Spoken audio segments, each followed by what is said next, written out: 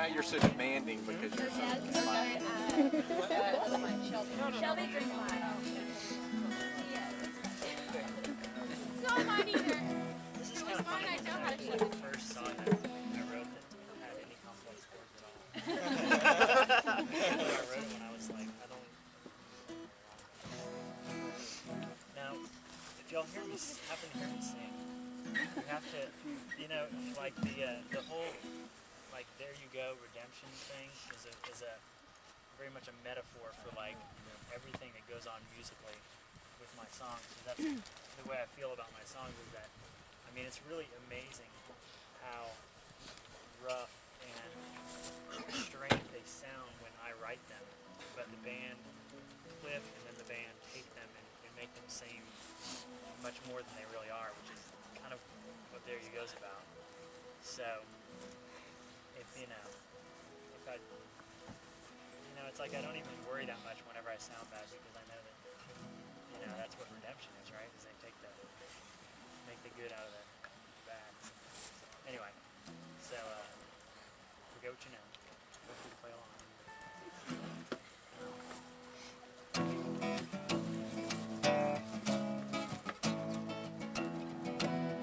Doesn't sound cheap, does it?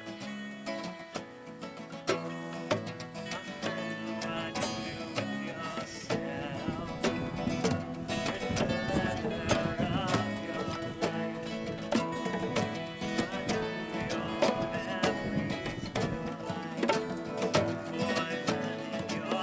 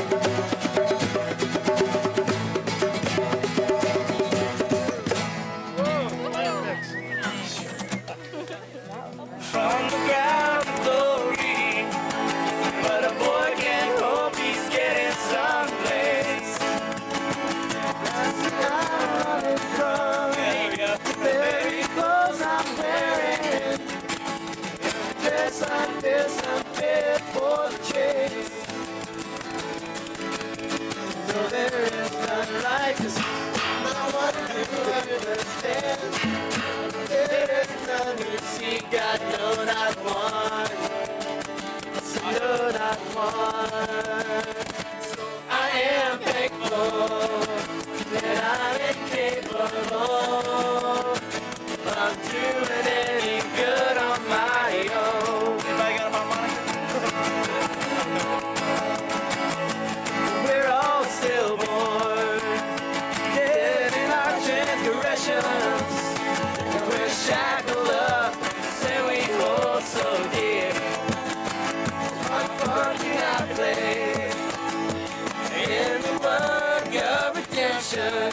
'Cause I can't refuse, I cannot have faith. I am just like Lazarus, and I can't hear your voice. Settle up my eyes and walk to you, because I have no choice. So I am thankful that I'm incapable of doing any good on my own. I'm so thankful that I'm incapable of doing any good on my own.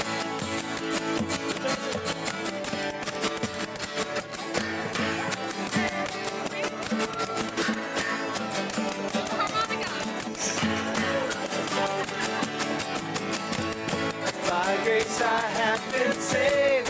Faith is not my own. It is the gift of God and not by works, lest anyone should boast. So I am thankful that I'm incapable of doing any good on my own. So I'm so thankful that I'm incapable of doing any good on my own. I am thankful that I'm incapable of doing any good on my own. And I'm so thankful that I'm incapable of doing any good on my own.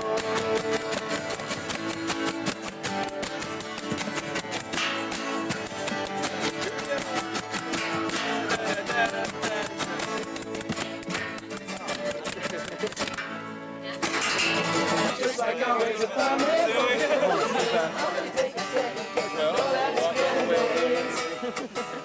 depending on your answer, I might have to activate a daring daylight escape. Because it's either high time to make you mine, or I swear it's time to get out of town. Please say yes, please, 'cause the sun's going down.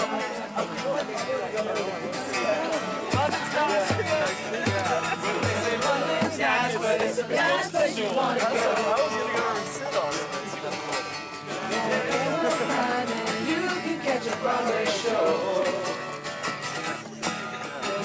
Slow down and it's bound to get a hold on you. Got a front page headlines, pulled out all of yesterday's news. Read all about it, about a police girl and this. Screws the whole thing up, just like always. If I'll pose a question, it'll only take a second, 'cause I know that's getting late. And then depending on your answer, I might have to pack and make it there and get out of escape. Because it's either high time to make you mine, or I swear it's time to get out of town. So please say yes, please, 'cause the sun's going down.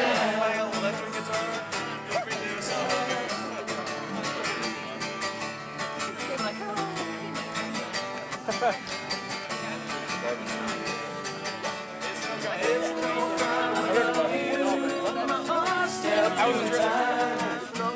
It's acting on its best.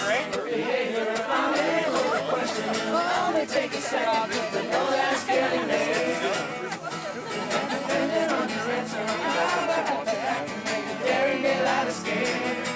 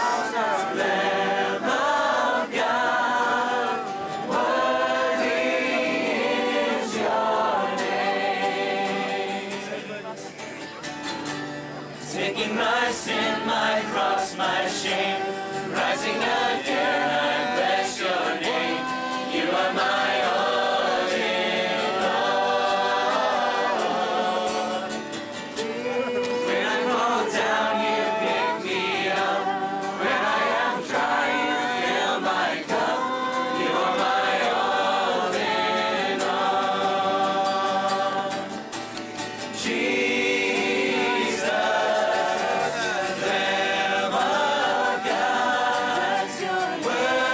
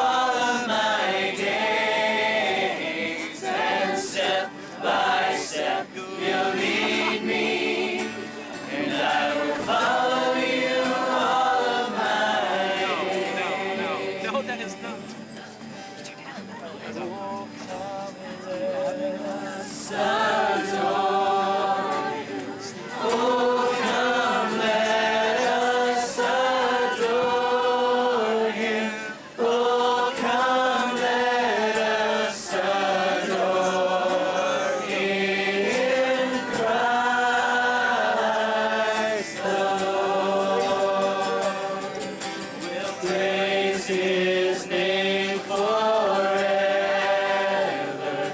We'll praise His name forever. We'll praise His name forever.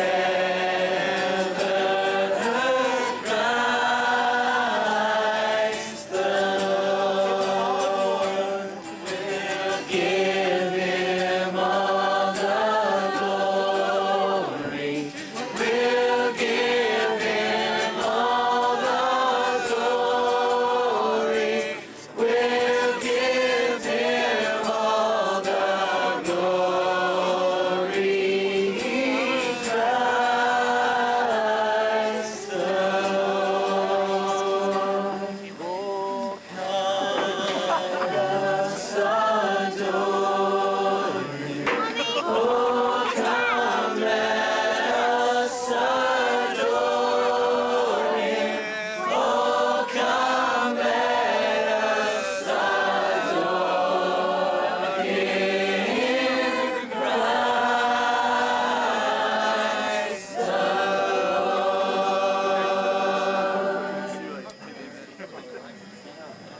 If you're wondering why there's a Kleenex bundle, it's because I have it's hard to clean time. How about some Christmas songs? Christmas song. Andy Kaufman, that's pretty close. Holy night, all is gone, all is bright, round young virgin mother and child. Holy infant, so tender and mild, sleep in heavenly peace, sleep in heavenly peace.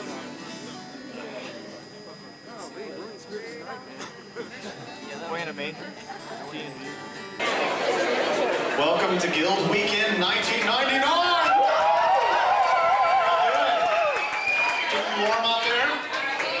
Good. Hey, my name is Kirby Trapolino, and I'm the guy that created this monster. And no, it's just been a wonderful thing, and we're glad to have all of you here at the Huffman's Ranch. And let's say a big round of thanks to the Huffmans, Tom and Barbara.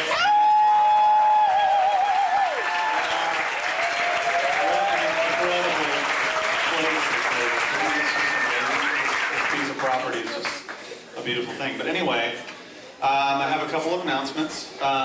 Just due to the size of this place, we're going to ask you to remain seated throughout the duration of the presentation here this evening.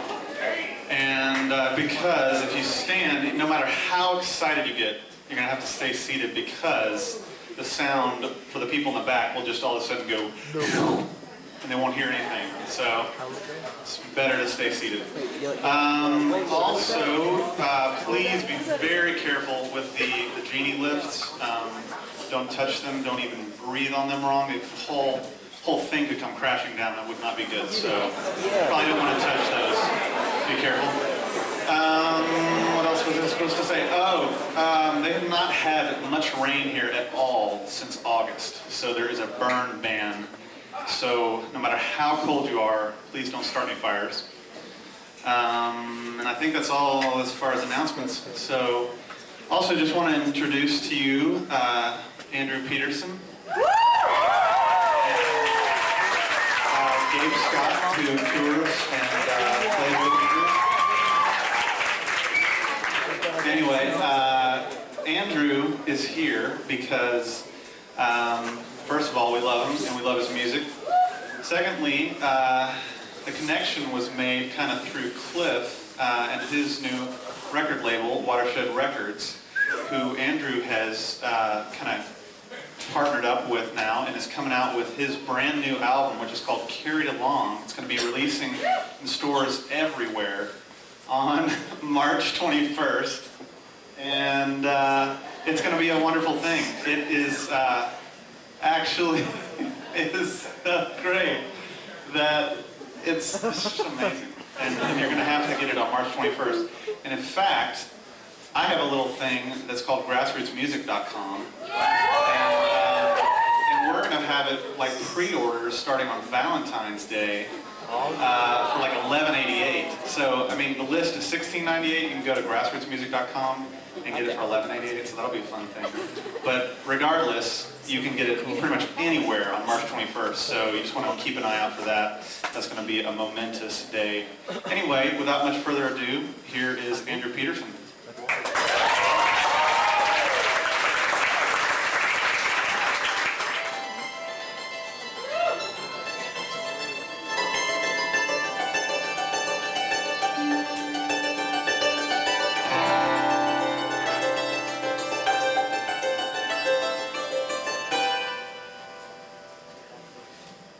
Well, I remember how the snow fell in December, and the angels flew in pageants and in dreams.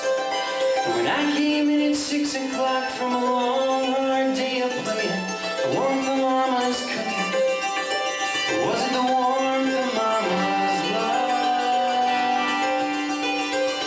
There were cardboard pirate ships and mud puddle seas, and the backyard was a battleground for cowboys.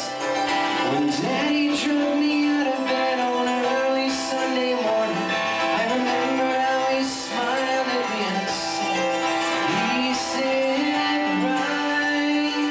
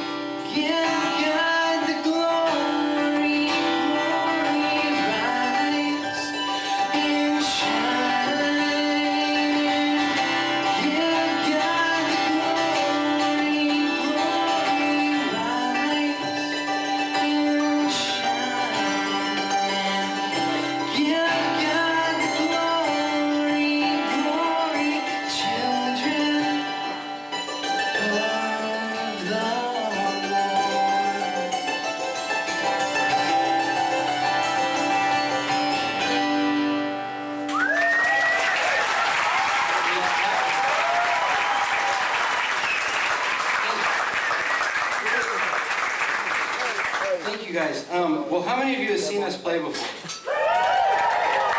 Wow, so about a few of you. No, I mean more. Okay.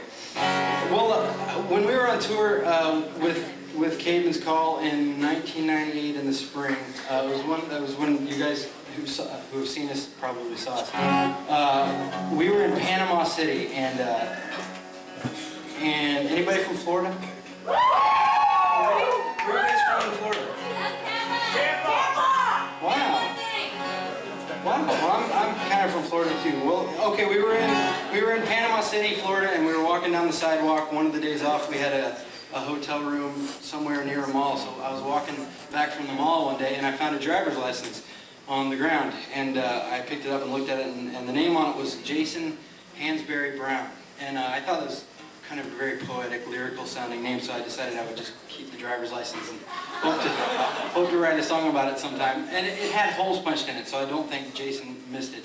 But I carried it around in my pocket, and I had it on the tour bus with me, and I kept thinking, like, what kind of song could I write? And I remember talking it over with Tate, wondering, like, what kind of song I could come up with this weird driver's license that was on the ground. So, and Aaron, as usual, didn't have any good ideas for songs. Yeah, right.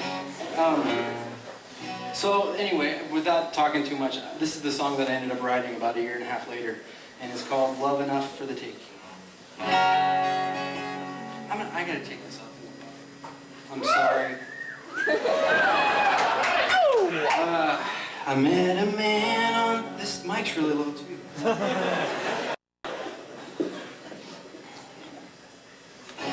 Okay.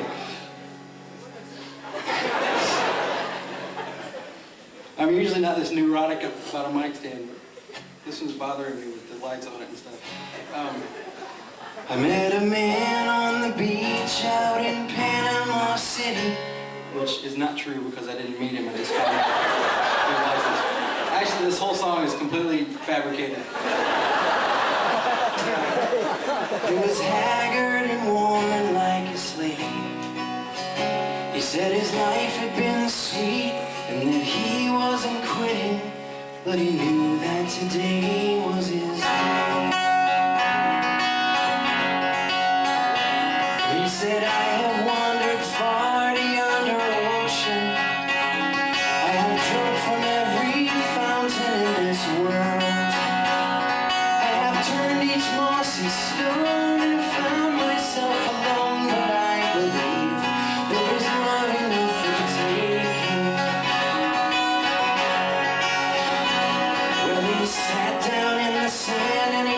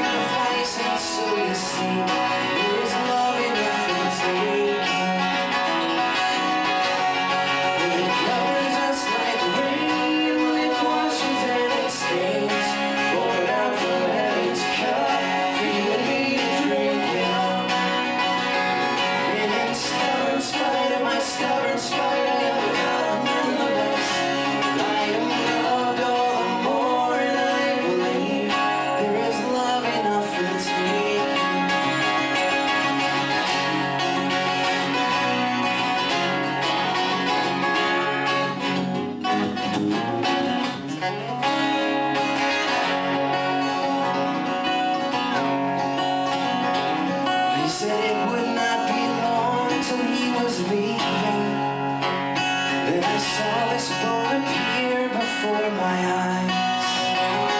Then the man began to run, crying out, my time has come, hallelujah. There's love enough for taking, covering us like rain when it washes and it stains. Poured out from heaven's cup for you and me to drink it up. In stubborn spite of my stubborn spite, we are loved nonetheless. We are loved all the more, and I believe there is love enough for taking. There is love enough for taking.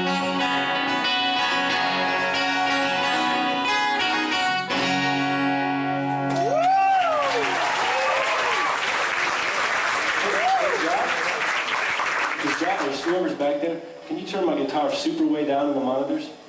And turn my voice a little ways up. My voice too. Can you guys understand the words? It's weird Okay. because I don't, forget it. Okay, that's really good. I was going to make a really dumb joke. So if you can just turn this down.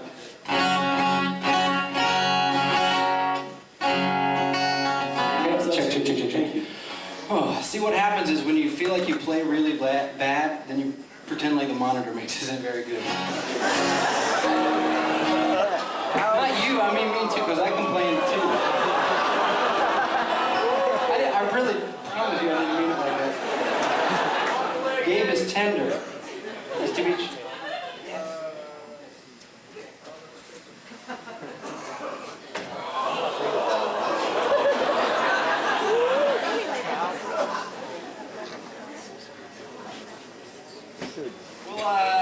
Okay. Here's another song off our record that's kind of cool. Oh, hey, Aaron? Yeah. You got the coupons? I did. You want to do that now?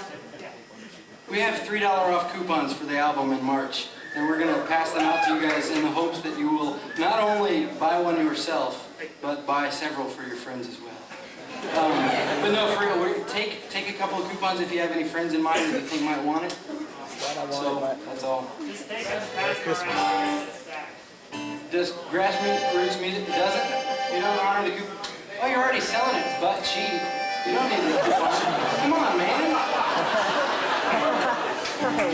It's like the hours. So while Aaron's doing that, there's some cards. So just pass it around to everybody. There's a chunk of little coupons. So just take one and try to pass it around. Here's a song I wrote about.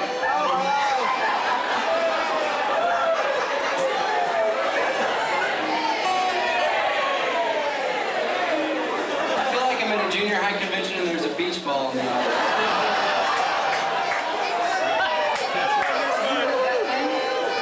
Remember that? Man. Okay. Is everybody? About 100 years ago, there was a man named Edward Leeds Caedmon. And Edward fell in love with a woman named Agnes. And Agnes was 16 years old. I got a bunch of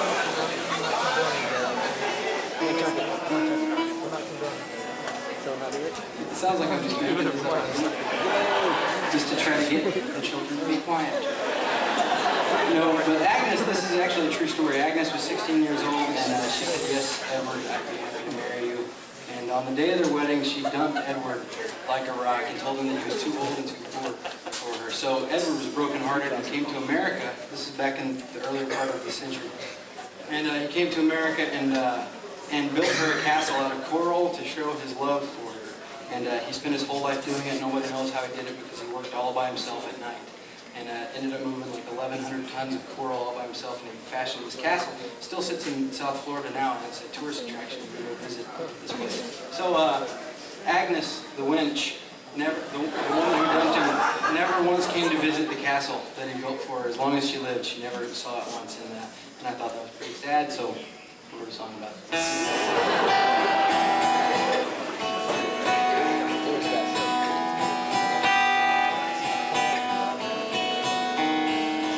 Late one night I had a notion, an epiphany would be a better word.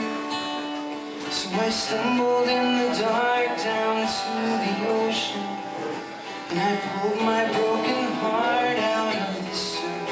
Can I say that I have a cold? Did I mention that yet?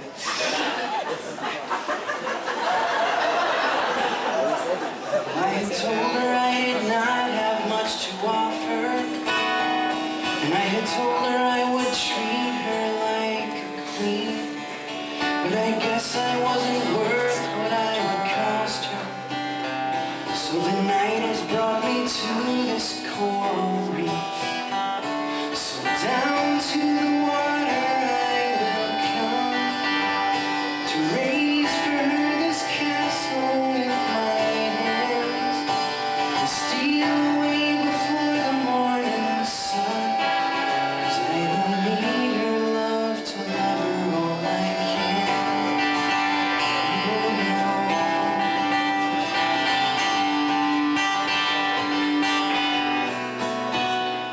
So night on night and year on year, well, I worked until my hands no longer bled, and I let the ocean bear away my tears, so that she would know that I could love her best. And a desert's just a sea without a shore. The lonely man at worst is still a man. And I ain't gonna cry for her no more, 'cause I don't need her love to love her all I can. No, no.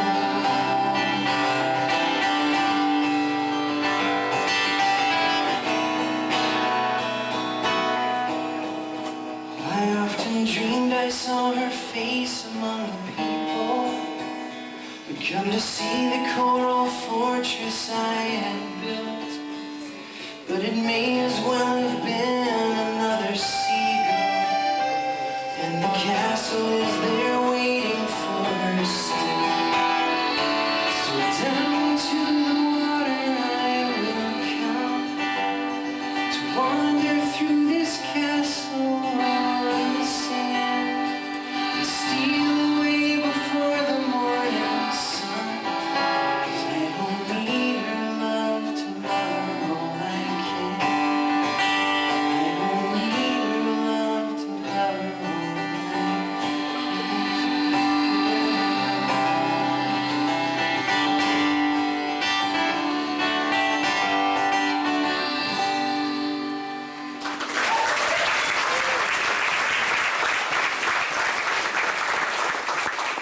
Thanks. I was in Target in line.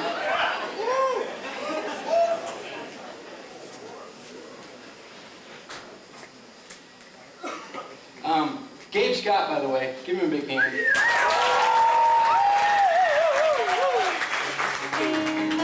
Well, I was in Target in line buying my wife just had a baby 2 days ago. His name is Asher Jesse Peterson, and he's funny, really funny looking little boy. So anyway, the condition was that I would come. I really wanted to come here this weekend and be with you guys and see the Caedmon guys again, but I just didn't know, and I didn't want to miss the birth of my second son. So I said that I would come if the baby was born, and he was born 2 days ago, and I was like, oh great, we've got a baby, so I can go to the Guild concert. Anyway, well, when I was in Target, I saw a People magazine that had a picture on the cover of a guy named Matthew Shepard, who was a homosexual that was beaten to death in Wyoming about 2 years, or a year and a half or so ago. And there was a picture inside the magazine of a woman from a Christian organization holding 2 picket signs at his funeral. One of the picket signs said, God hates fags. The other picket sign said, Matt in hell. And I thought, you know, there's a saying that I've heard before that it's kind of a funny saying, but sometimes I feel like it's true, is that if it weren't for Jesus, I wouldn't be a Christian, you know, that whole thing. The church is a beautiful thing. And I never want to be in the corner with the people who are making fun of the church, over criticizing the church just so that they can sound cool. They sound like they know something that everybody doesn't. But I will say the church has its problems, but no more so than I do. So I guess that was kind of, this song's kind of written out of the frustration I felt with the fact that the best, Christ on earth is the church. And sometimes we're idiots. We just don't have a clue, and we do things all wrong, and we show people the entirely wrong message. And I just sometimes would like to throttle people who hold signs that say God hates fags, or trumpeting the fact that somebody who didn't know Christ is in hell. But anyway, here's a song I wrote. It's called, I guess it's my pro Y2K song, because I wrote it just thinking, man, if the world ends January 1st, then it wouldn't be so bad.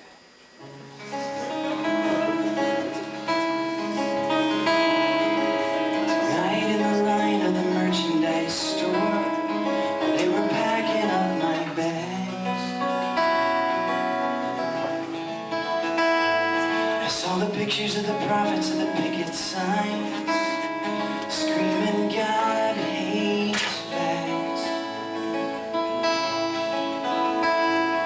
And it feels like the church isn't anything more than the second coming of the Pharisees, scrubbing each other till their tombs are white, the chiseled epitaphs of piety.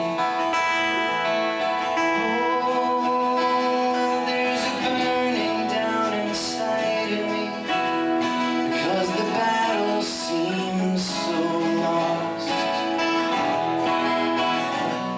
and it's raging on so silently, we forget it's being fought.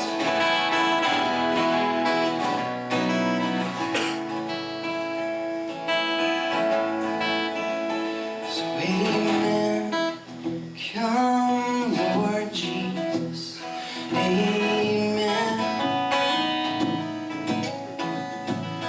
amen, please come Lord Jesus, amen. It's taken me years in the race just to get this far, still there is no end in sight, there's no end in sight, 'cause I've carried my cross in the dens of the wicked, and you know I blended in just fine. Oh, I'm weak and I'm weary of breaking his heart with a cycle of my sin, of my sin. Still he turns his face to me and I kiss it, just to betray him once again.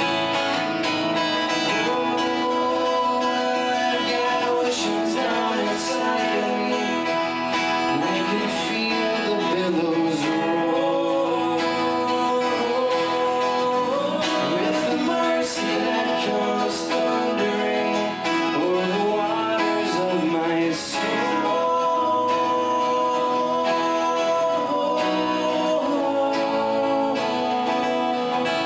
So I say amen, come Lord Jesus, amen.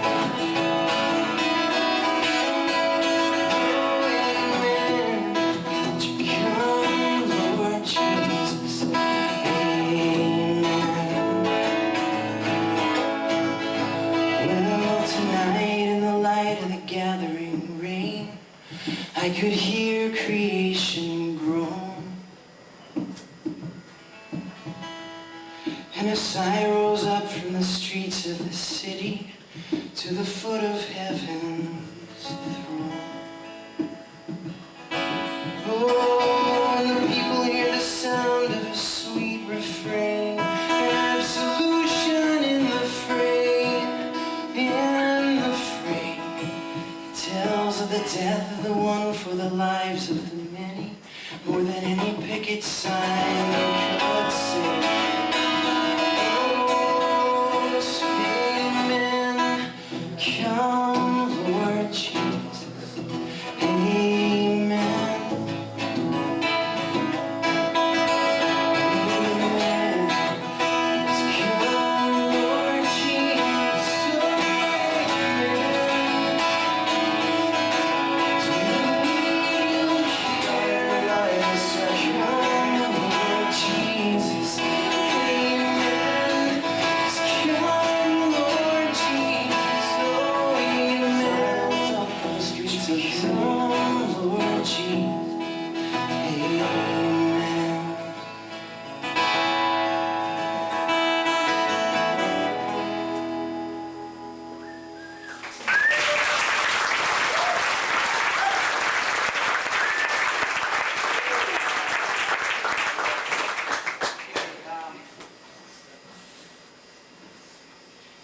we're gonna.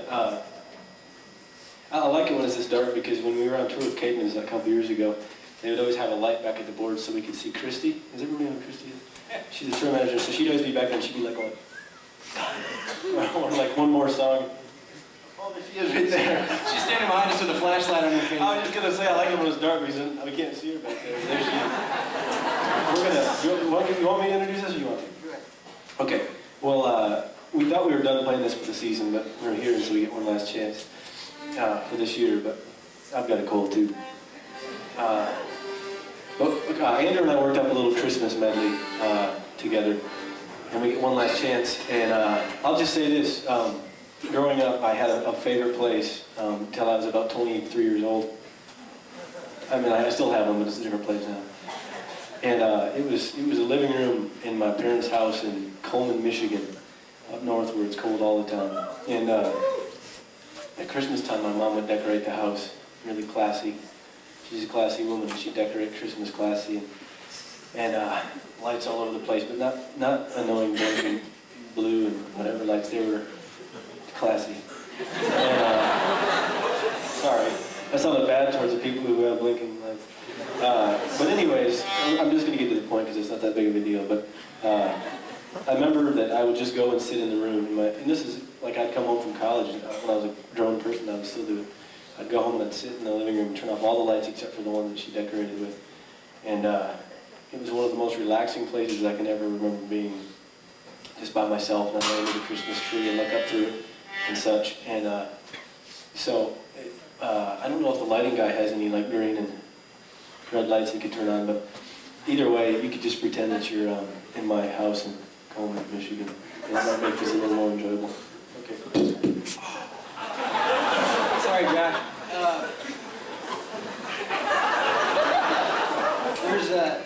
So did you even say what we were doing? We're doing Christmas stuff. So don't sing along. But when I tell you to, there are two songs. So if I do this.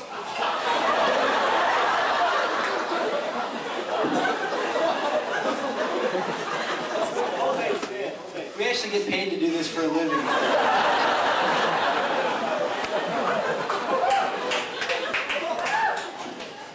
Is that funny stuff? So if you look at me and I'm singing, like looking at you expectantly, going, it's a subtle hint that you need to sing with us. Okay.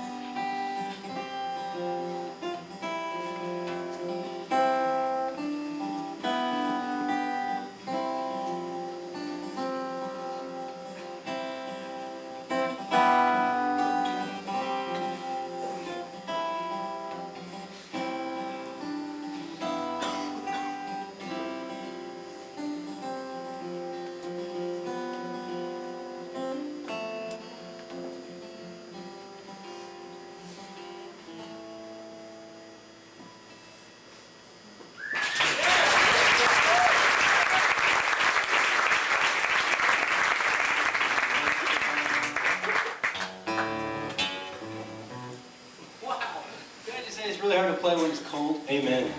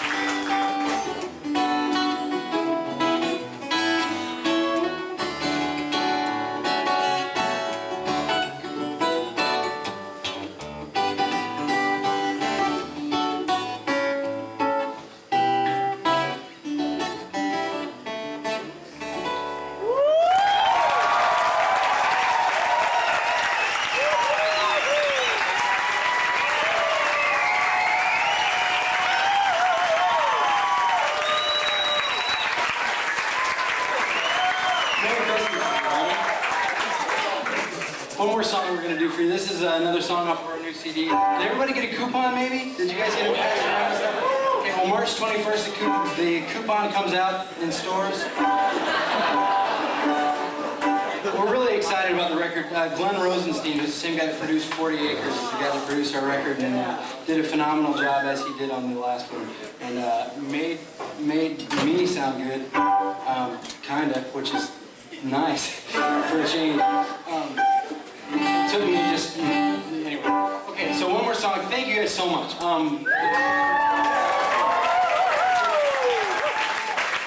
Hey, Josh, you can actually bring this back just to hear it. Yeah. Okay. We don't like being in too negative silent. Thanks to all the Caedmons guys. You guys are wonderful. Thanks for being our friends. And this is what we're going to play. This is a song that it tells, it's an old hymn about Jesus and what he... Like I'm sitting here trying to be all serious, an old hymn about Jesus. It sounded really dumb, didn't it? The thing about songwriting is you actually get to say what you mean for a change. And we've done a couple of interviews lately with the new record coming out, and I'm so scared of when they come out. Like we did this thing with Bebo Norman. You guys know who that is? The perpetual Caedmon's Call opening act, and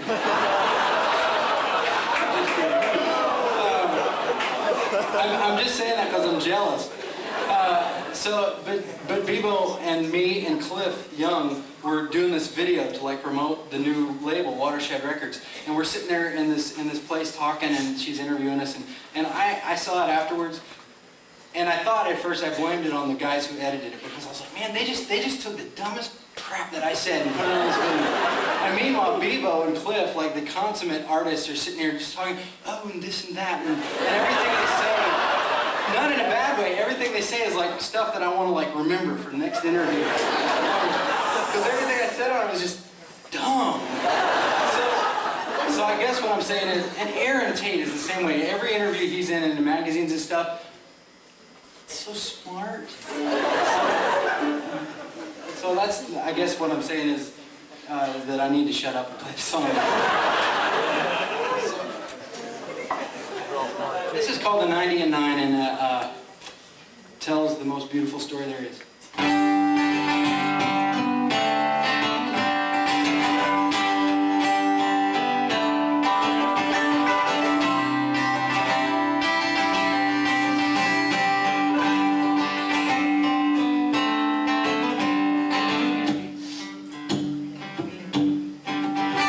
There were 90 and 9 that safely lay in the shelter of the fold, but one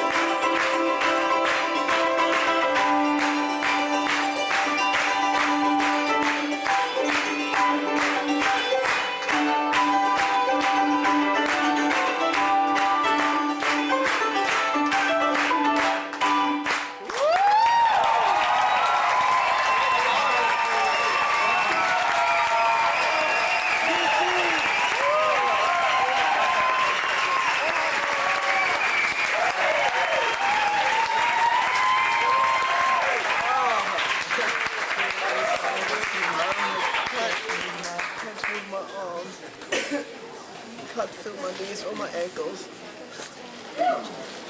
I've got all your earth on. And it's like a maze of very strange instruments up here, isn't it? Wow. Was that not amazing? Wow. I haven't seen Andrew play in a while, and I'm just...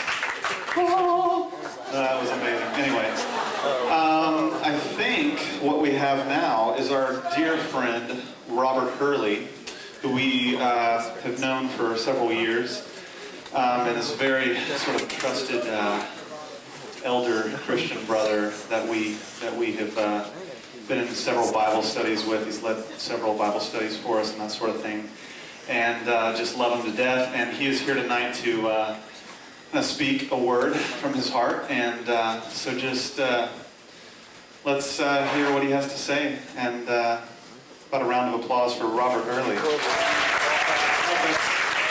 applause like appropriate for a speaker? I don't know. Anyway, there you go.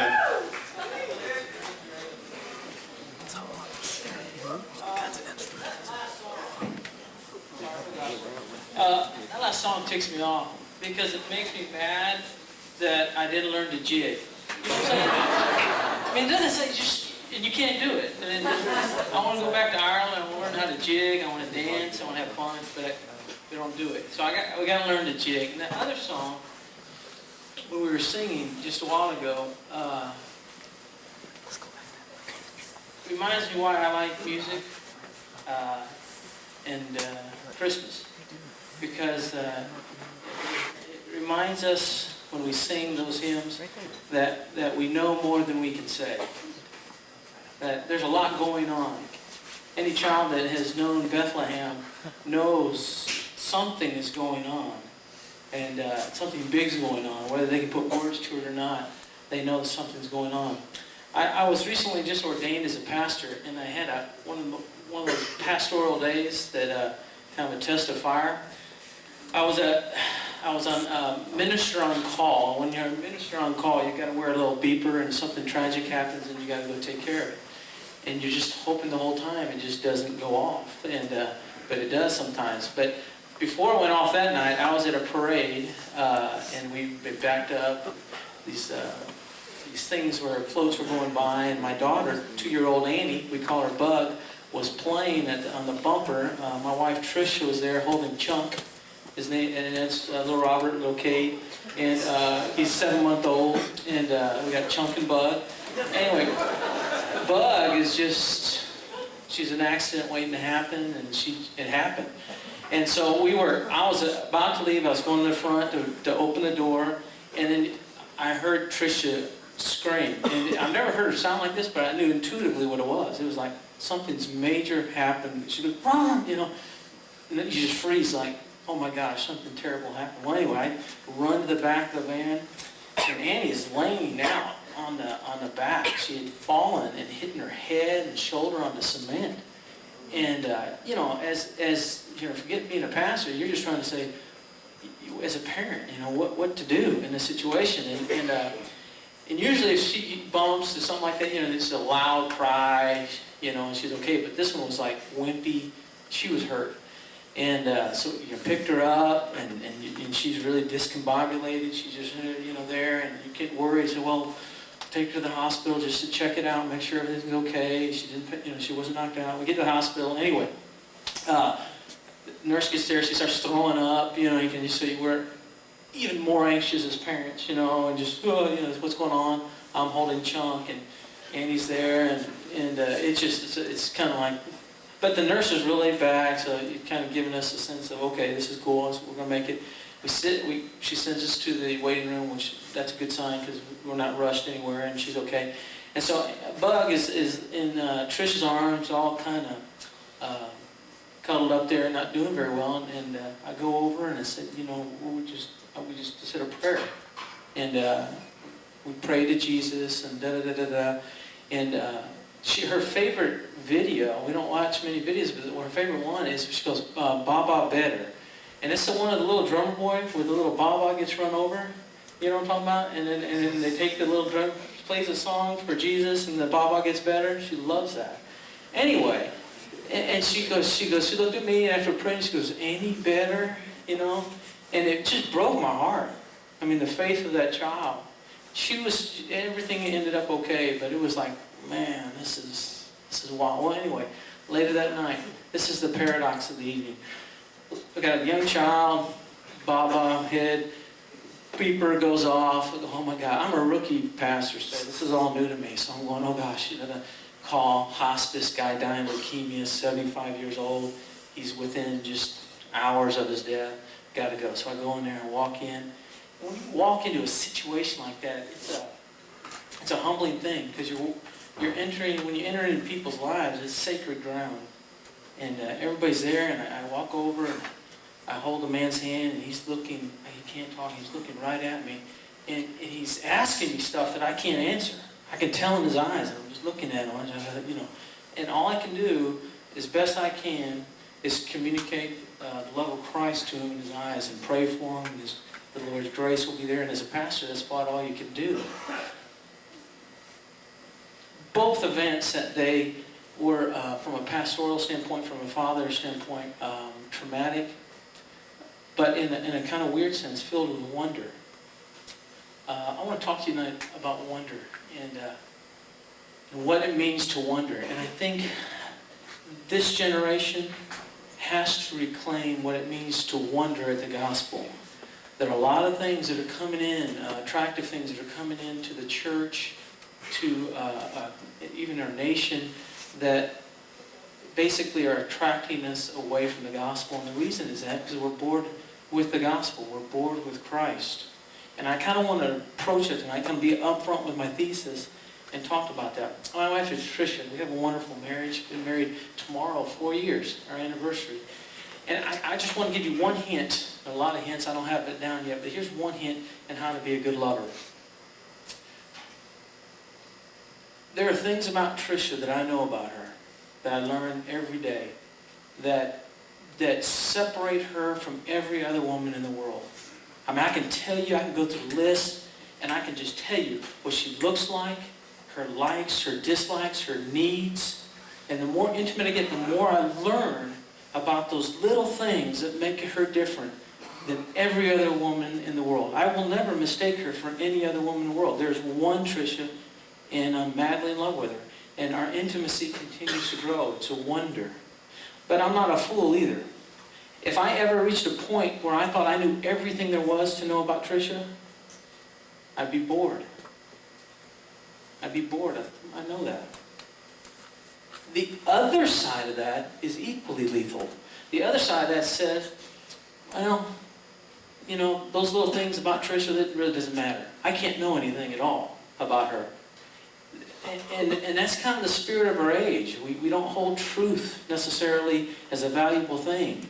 And what it creates in us is this anything goes mentality. The fidelity of faith is lost. This happens. Let me just give you a historical perspective. Coming into the 19th century, there was this great optimistic view of the world. Like collective man knowledge was going to know everything. The Titanic, all this stuff, we're going to do.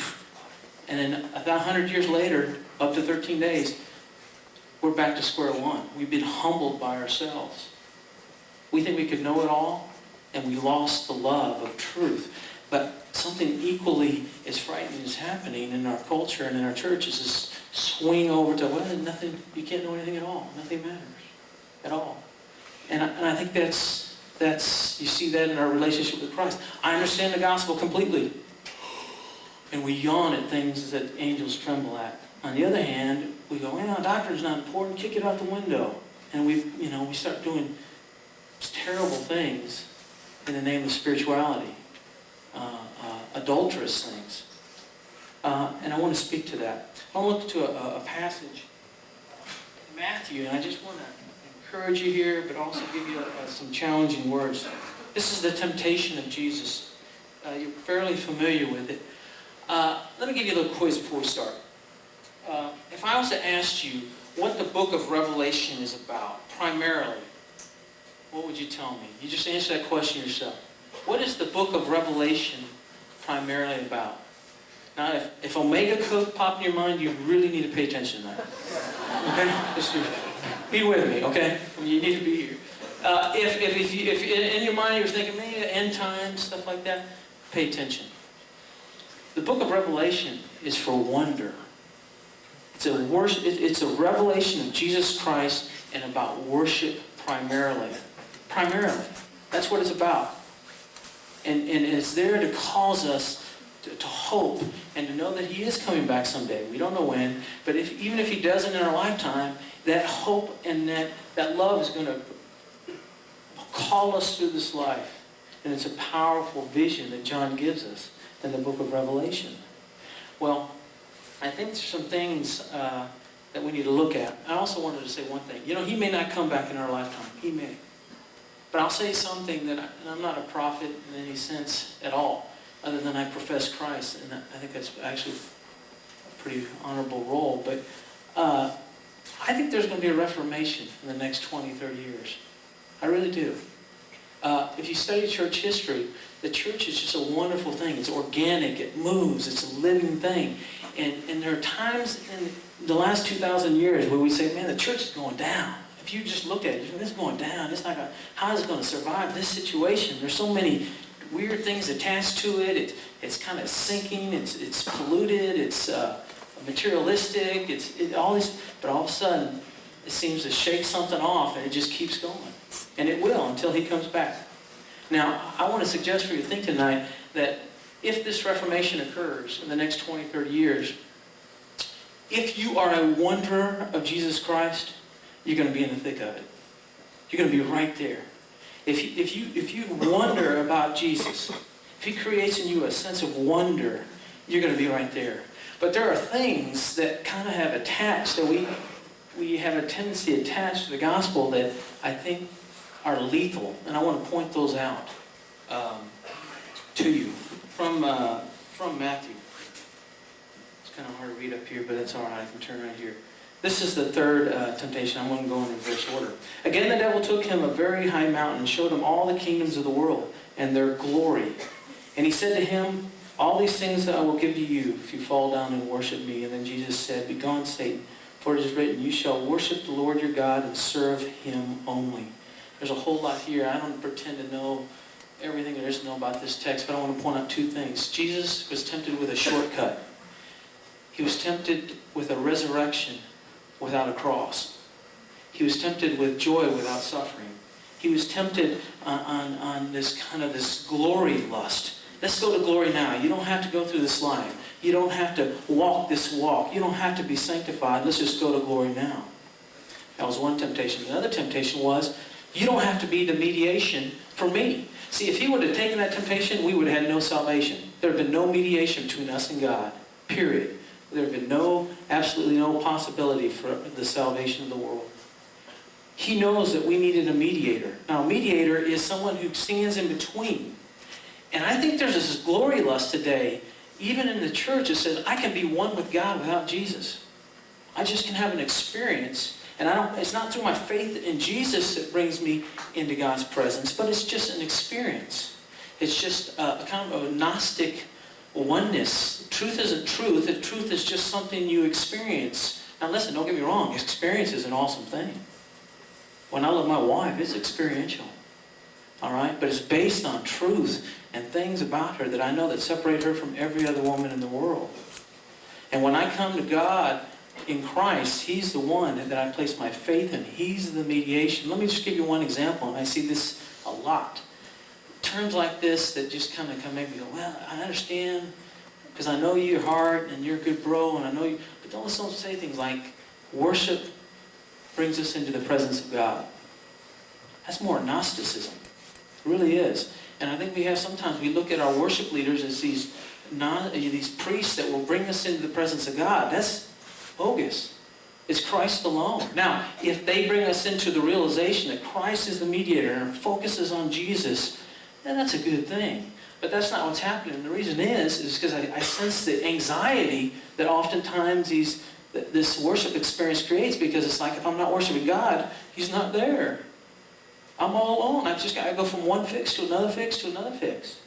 And the sacrament, I brought a CD, and oftentimes the CD is the sacramental wafer You know what I'm saying? We just plug it in. Okay, that's great. That's it, my communion with Jesus. No, it isn't. No, music is a wonderful gift. Don't get me wrong. I love it. But Jesus is the mediation.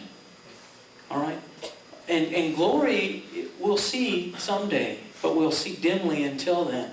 And we have to be patient until then. So that was one. The next temptation, then the devil took him to the holy city and he put him on a pinnacle of the temple. And he said, if you are the Son of God, throw yourself down. For it is written, he will give angels charge concerning you. On their hands they will bear you up, lest you strike one foot against a stone. And Jesus said, on the other hand it is written, you shall not put the Lord your God to the test. I think there's a movement out there called the First Church of the Temple Jumpers. And there's no question in my mind that if these guys could stand on top of a temple and jump off, they'd do it. And then they'd add insult to injury, they'd pass a hat. Listen, folks, that's magic. That's magic. Magic is when I try to use God's power to get what I want. Because magic uses what I want. Spirituality in Christ is thy will be done. And there's an eternal abyss between thy will be done and my will be done. Now the reason I'm going through these things, folks, is because I really think in this next 20, 30 years, a lot of stuff is going to be hitting the fan. It's going to cause a lot of confusion. But not for those who wonder in Jesus Christ and keep Him the focus, the hope of their calling, as Hebrews 12 says. Fixing our eyes on Jesus, the author and perfecter of our faith. We have to do that. And then the last one. And the tempter came and said to him, if you are the Son of God, command these stones to become bread. But he answered and said, it is written, man shall not live on bread alone, but on every word that proceeds out of the mouth of God. Jesus is saying here, I am the revelation. I am the bread of life. My people are going to need me, not just bread. They're going to need me as their necessity. Every time we take communion, we're declaring to Jesus, I need you. You are my necessity. And He is the ultimate in revelation. I know I'm in a lot of circles, and a lot of people come to me, well, I've heard a word from the Lord. And that's okay. You know, I listen, but sometimes when that stuff starts competing for the revelation of Jesus Christ, folks, we need to just say, hey, it doesn't get any better than Jesus 2,000 years ago, who revealed Himself and appeared. We must look to Him and Him alone. All right? And this word is used to reflect Him. Even this book becomes a closed book if we leave Jesus out of it. John 5:6, you study the scriptures because you think in them you have eternal life, but you reject the one they talk about. Jesus is not only the reason for the season, He is the hope of our calling. And there is a certain glory lust out there today, a certain power lust out there today, a certain revelation lust, that all it really says is, I'm bored with Jesus. I want something different. And it sounds so Christian, or so spiritual, or so religious. The power of God is the cross. The power of God is Jesus. Paul says, I boast in nothing but the cross of Christ. Jesus is who he looks to bring him through this life. He is the hope of our calling. And Jesus endured the cross for the joy set before him. We endure this life and the crosses that we bear because of the joy set before us in Jesus Christ.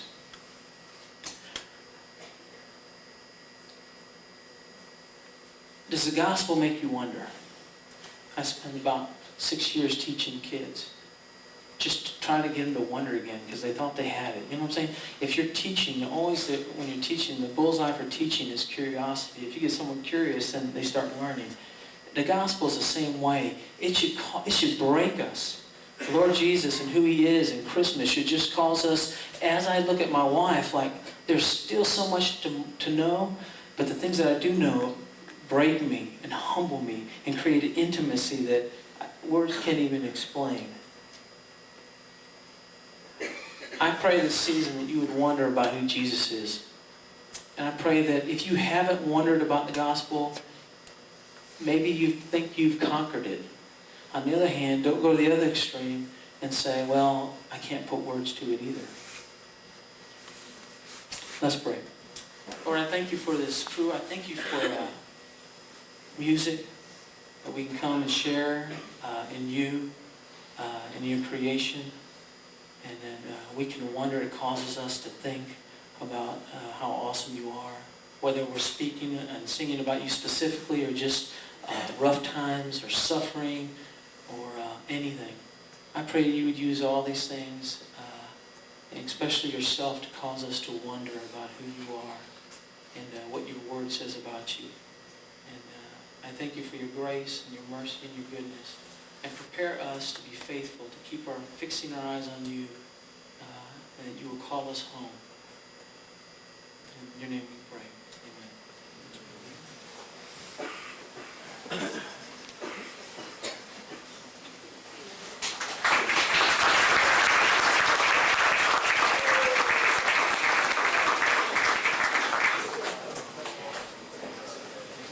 Thanks, Robert. Well, we're going to have just a few moments here as Caedmon gets ready. One announcement real quick. Fireside chats, as were planned, are no longer happening due to the burn ban, but we are going to have Derek and Aaron in here for about half an hour afterwards in the back, so you'll want to stick around and do kind of a Q&A deal with them. And so we're just going to have a quick set change. Try not to go too far. I'm not sure what we're doing here as far as just a couple minutes, so you might want to stay where you are. But anyway, we'll see you in a couple minutes. Bye. Came here for it. Caedmon's call.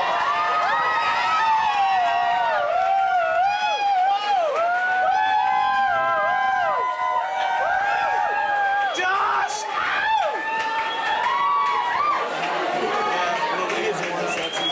Feel free to keep my ears warm. Feel free to keep my ears warm.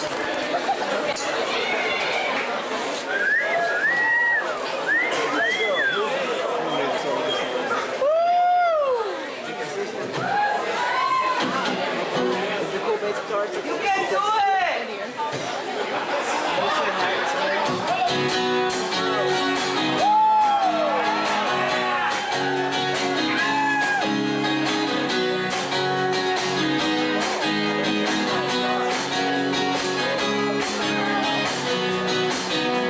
Some with wax and wings, I reach the sun.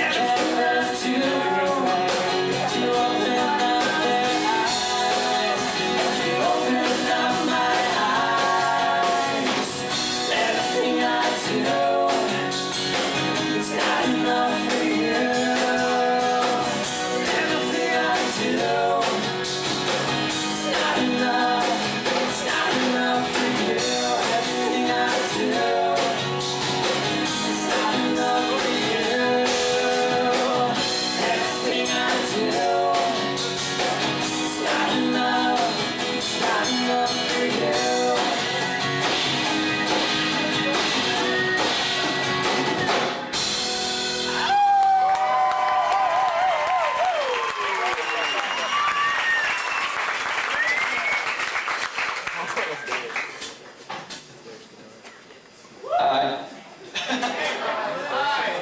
There's supposed to be this really cool thing where we just didn't say anything, we went right into that song. But as you can see, that's not going to happen. How are you guys doing? Good. Everybody warming up now? Is everybody getting a little warmer in here? We're sharing some body heat. As long as we stay in here, I think we'll be pretty warm. I think we'll be okay. And if we need to, we'll put all these lights straight down on your heads, and we'll cook you guys. And that'll be Is that okay? so we just don't scratch up my guitar there. Welcome, everybody. I'll play with the sound hole. Yeah, try and do that if you can. Welcome, thanks so much for coming. I know that some of you guys made some really long journeys to get here, and we're pumped that you guys came down. I assume everybody probably came down, except for our Mexico City contingency. Did they make it? Oh, okay. Right, okay. Maybe not. Over, maybe down and over. Well, cool, we're going to play, we've got all sorts of fun things planned, so let's get right to it, shall we? This is going to be the token rock song of the night. Let me say this too.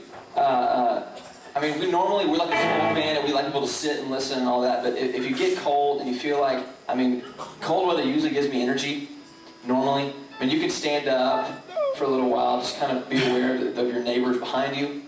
But you know, if you want to later on, if you really feel like it, you can stand up and clap and jump around. Please sing. Yeah. Our voices are totally worn out. We're here not just to perform to play a concert for you, but because hopefully at least most of you in here, a lot of you in here at least know a lot of these songs, or you wouldn't be here. And and so sing, please help us out. Yeah.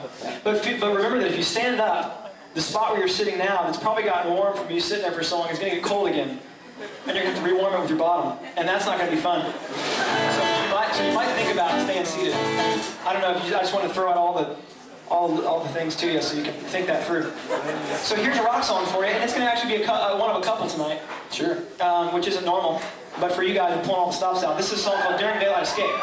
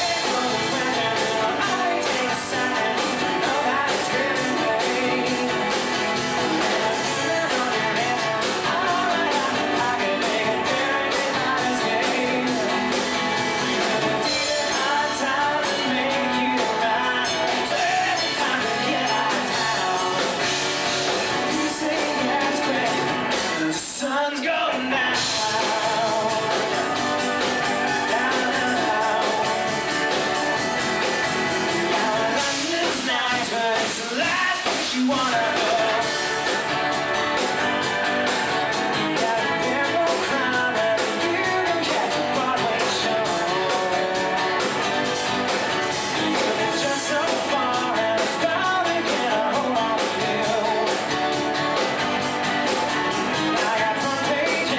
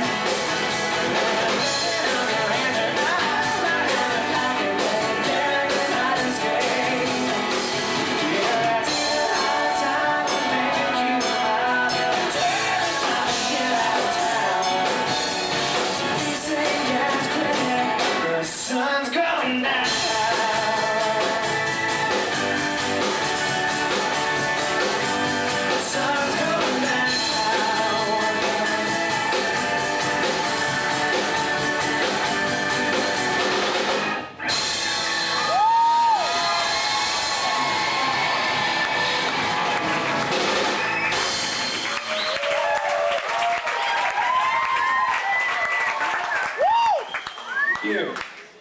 For the guitar tip. Thank you.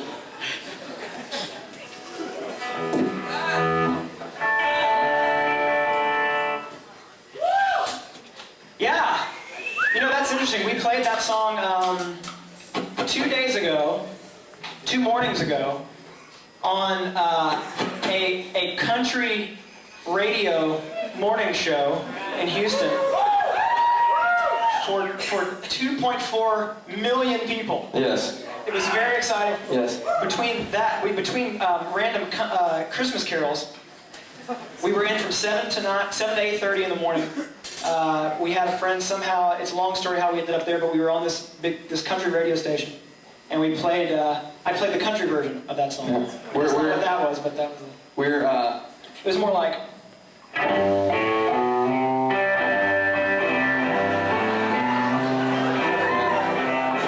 The melody line.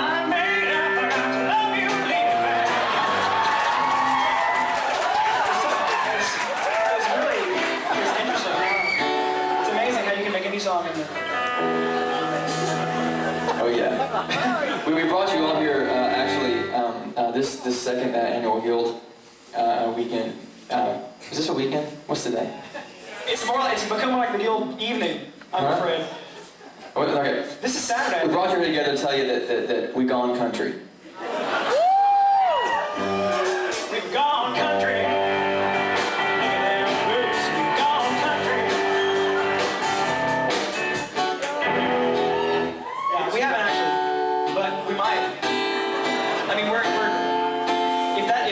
If that instills horror in any of you, that's just a fair warning. That at any moment we could go country. It might happen tonight. Uh-oh.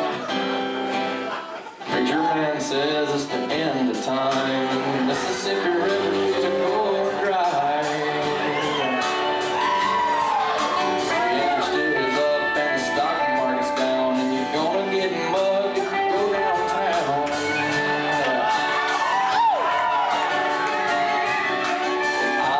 Back in the woods, you see the woman and the kids and the dogs and me.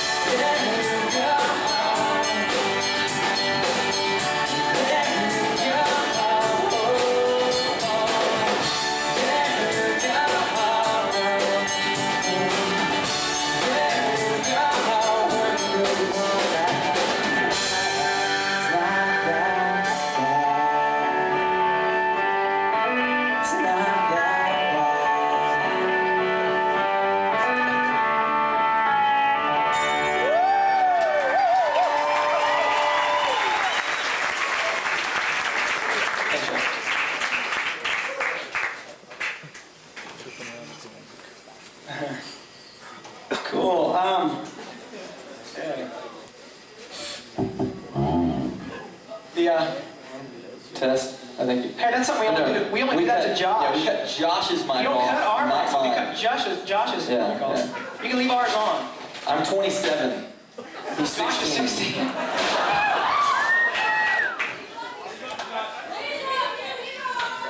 Oh, don't get us wrong. We love Josh. We do love Josh. But I think Josh is Josh currently right now, because Danielle is not with us. Josh is my favorite band member.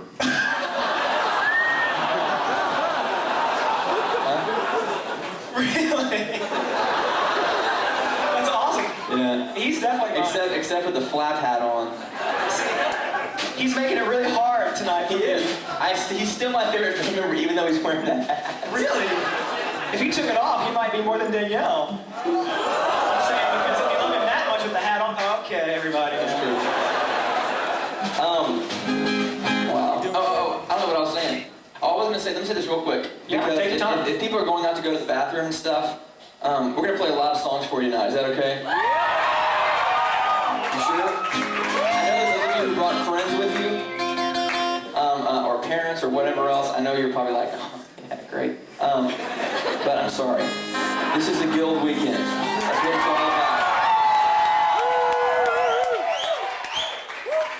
But anyway, we're gonna try. We're trying not to talk too much. But let me say a few things. I have a few little announcements. People wonder what sets the Guild concert apart from the other concerts. Well, first of all, instead of playing like 13 songs, we play somewhere in the 20s.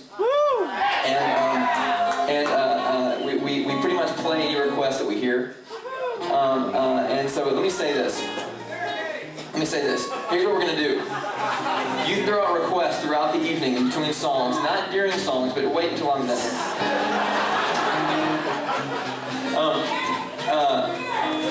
You can throw out whatever request. Here's the deal. If we hear a request, like it can't be some, like, everyone can't be saying, you know, there you go. And then like one small person over the corner says like, some random song. We're not necessarily going to play that song. So we're not going to necessarily do every request. It's got to be like, you know, we got to really feel like there's a good group of people out there that really want to hear that song. And we'll play it.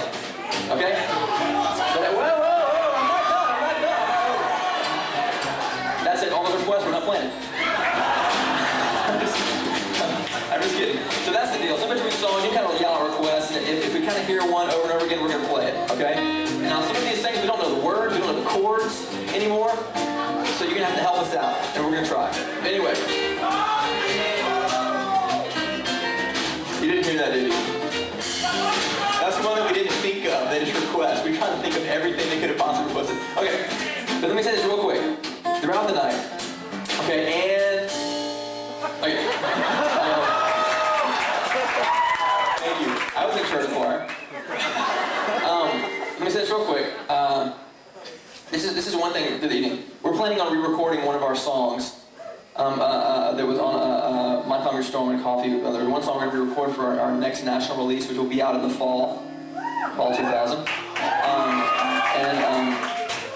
And here's the deal. Those two songs are on a list back over there. There's two songs that we're trying to decide between. Here's the deal. We're letting you decide which one we record. So here's the deal. There's two sheets back there, and they have names. So I'm not even going to say the names of the songs right now. I'm not going to. Because one of them we don't know how to play anymore, and you're going to request it, and we don't know how to play it. Okay. Anyway, here's the deal.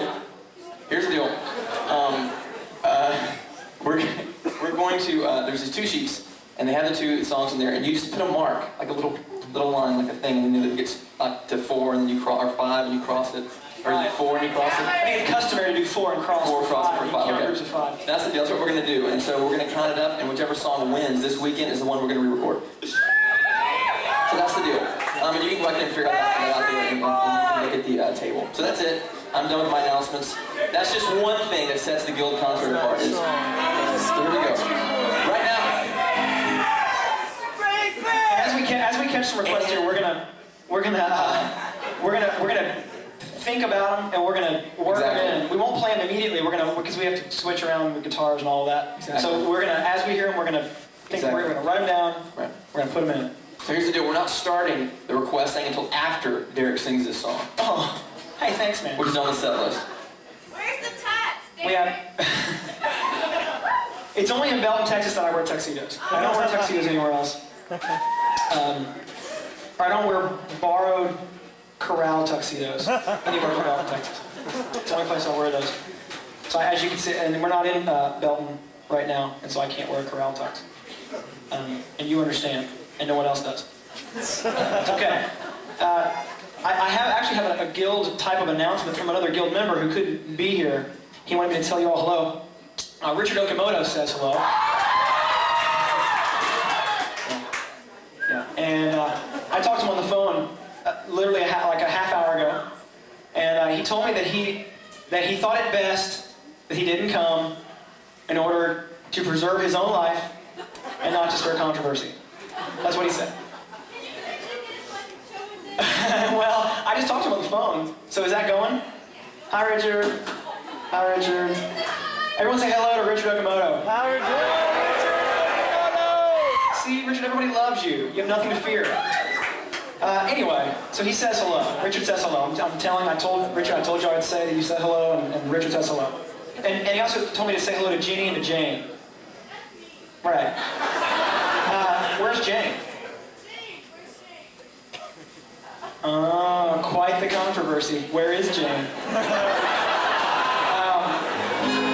So anyway, that being said, here's another song for you. And interestingly enough, all of you traveled to get here unless you live here in, where are we? Unless you live here, in Shiloh, in Giddings. So here's a song for you about traveling. And I hope you enjoy it. And I guess after this will be the request time, but we're going to begin to take requests and then we're going to work them in. So that's, you can be kind of thinking about that in an orderly fashion.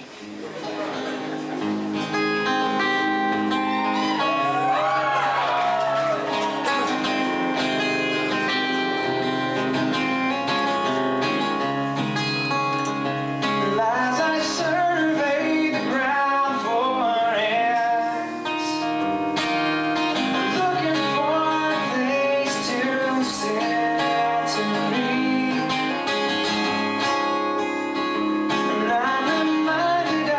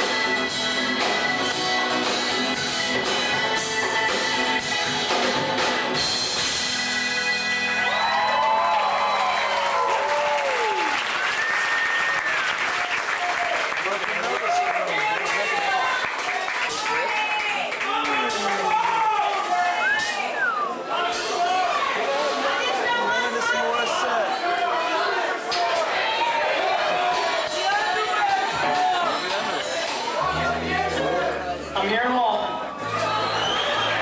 It's right here. Gotcha. Well, here's the second rock song of the night. Hope you enjoy it. This is actually a rock song by an Irish rock band.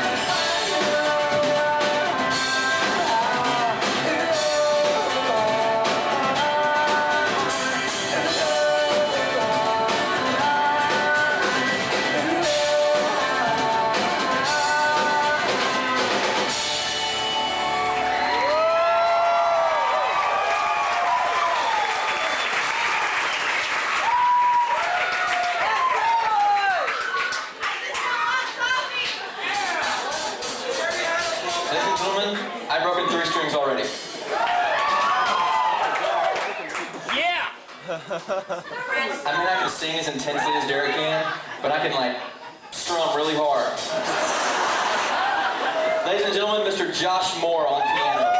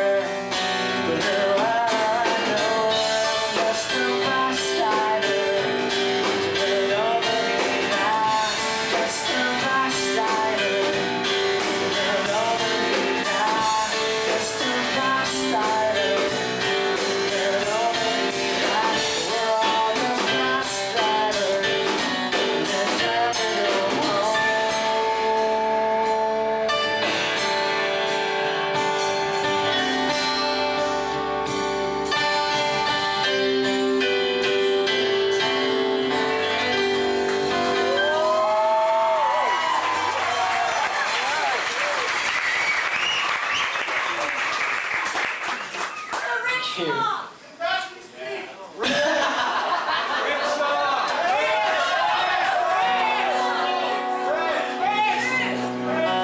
No, that's Is that DT that said that? Did you say that? DT, is that your doing? Did you? Yeah. Okay, that didn't count. Yeah.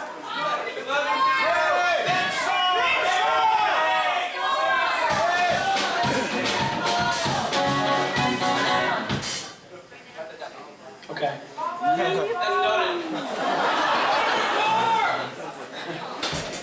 Rudolph. We did that on the country station the other day.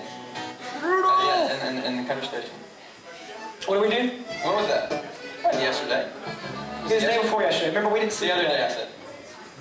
What? We didn't sleep a day, so it was kind of yesterday. Kind of was. Yeah. I mean, yeah. Rudolph. You know I'm Rudolph? thinking about some of Okay, these. no to Rudolph. Put Rudolph down. Okay. We have a list. Just down on copy the original one. The Rich song.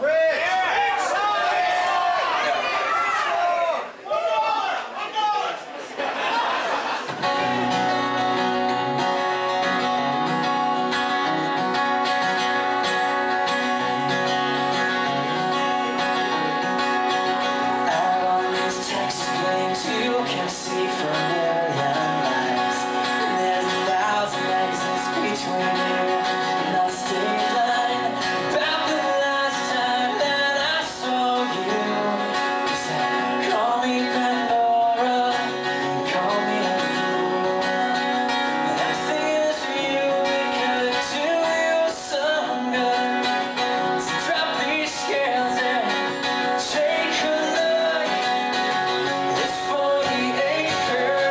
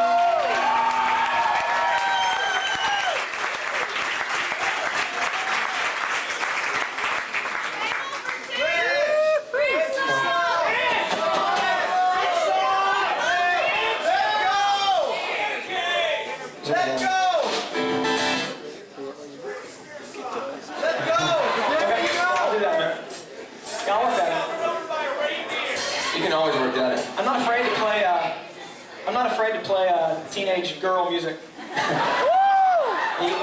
Derek can become a teenage girl. It's amazing. It's just like the weird thing about it is, I'm not gonna get it. It's not. I mean, it's not like, here's the thing. It's not like he sat down and learned all. He didn't sit down with a piece of paper and learn all the words to the Britney Spears songs. He just knew them. That always has amazed me. It's as though I could have written it. Yeah, it is. Oh, if only.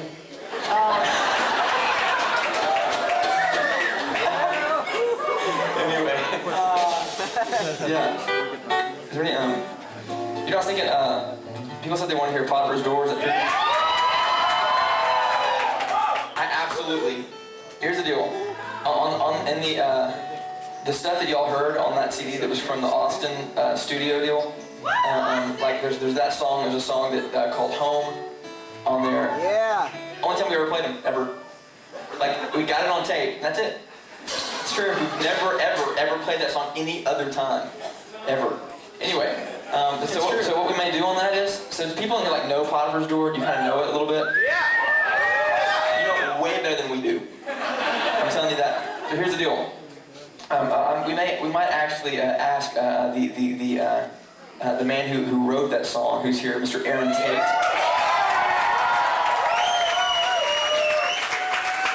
In fact, let's go down the list here of the songs he's written. Not Enough, There You Go, April Showers, My Calm Your Storm, 40 Acres, Coming Home, Lead of Love. Is that it on there? On that list. On that list. So that's just among This World, Shifting Sand. He's a good songwriter. So he's here among us. And I don't think this has ever happened before. I'm going to say, maybe we can convince Aaron to come up here later on and do Potter's Door.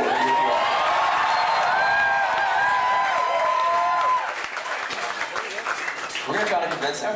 So is that a good thing? Would you like get into that at all? Hey Aaron, there's these big sliding doors that are back here. You just walk around the barn. And you open one of these sliding doors, we'll have a lady back there that'll help you out. She'll, I don't know. What if we don't have any? No, we don't. We don't have like a wardrobe or anything. No, we don't. She'll pat you down, get your makeup on you, and get you, want to comb through your hair. Exactly. Is anyone expecting Gil Wicken to be like really serious?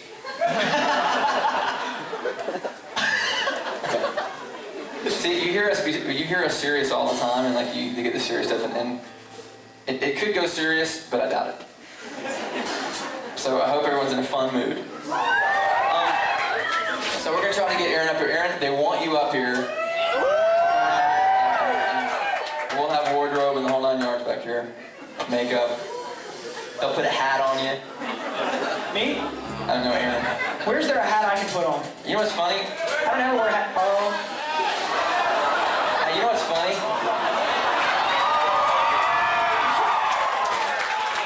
You should have done that during In God's Country.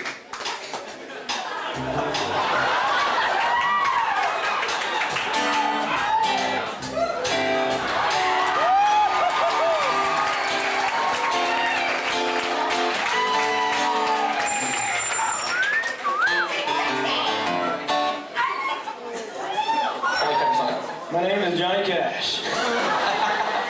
Oh, black guitar. I got a black hat on. What? That's a hat. Beautiful. I had a black guitar and a black hat.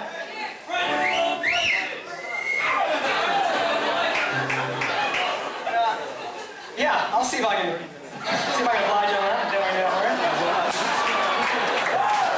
Anyway.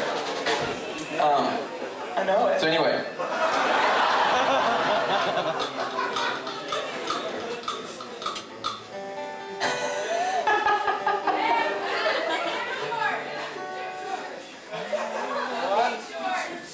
Oh, well, actually, they weren't mine. They were Cliff's. They were Cliff's coaching shorts. You should have brought. What are you talking about? The coaching shorts I bought you.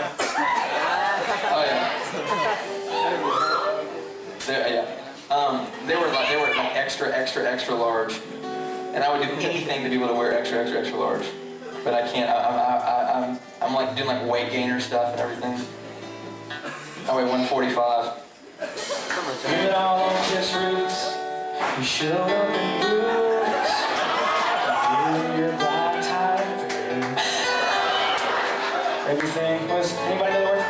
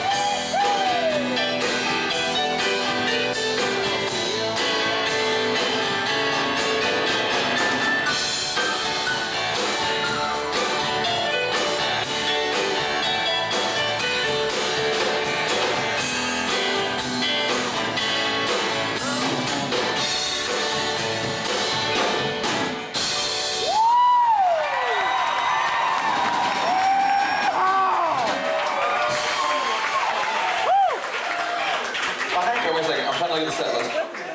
Okay, wait a second. My Calm, In God's Country, Bus Hour 40 Acres, Friends in Low Places. Yeah. You sure? Yeah, that was on the set list. Okay. I'm telling you, be careful with your request, please. Whose is that?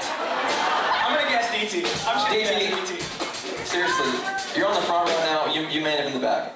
I mean, the whole, like, compassion comment, I mean, that's... I never wear a hat. I'm wearing enough hats for the next year. So Wait a second. What? That is so bad. No, come on.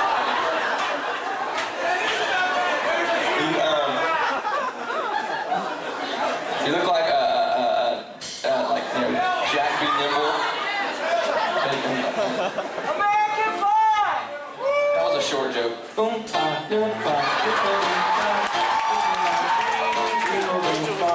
You can live in happiness too, like the What do you get when you gobble down sweets? Eating as much as an elephant eats. Where are you at? Getting terribly fat.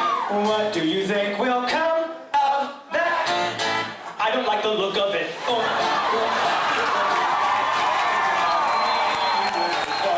You can live in happiness too, like the oompa loompa doobity-doo.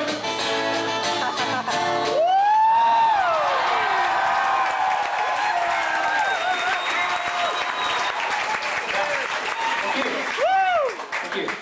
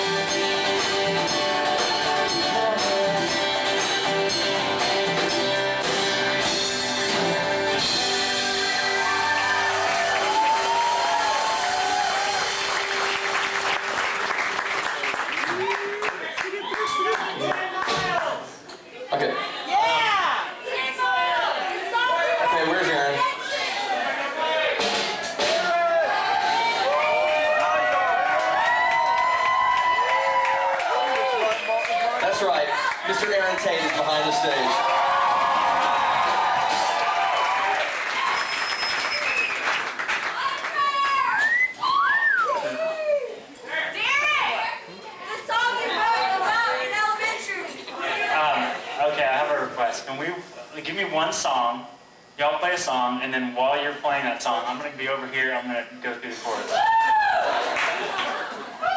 I literally haven't played it in a year. Do another one. Oh yeah, here, I can do You want to do, yeah. No, hey, Derek, why don't you do some requests while he's learning? There's a lot of people that- Yeah, I actually have a request. There it is. Song about elementary.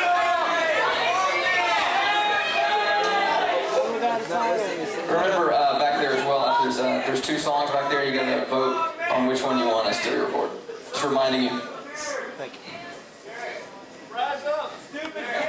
Oh, also, Guild 3, all of that, you can sign up back there. All that stuff's at the table too, information. Okay. Woo! Good. Hey, thanks, man. Okay. Let's see. More than words. Derek, what's the song about elementary day?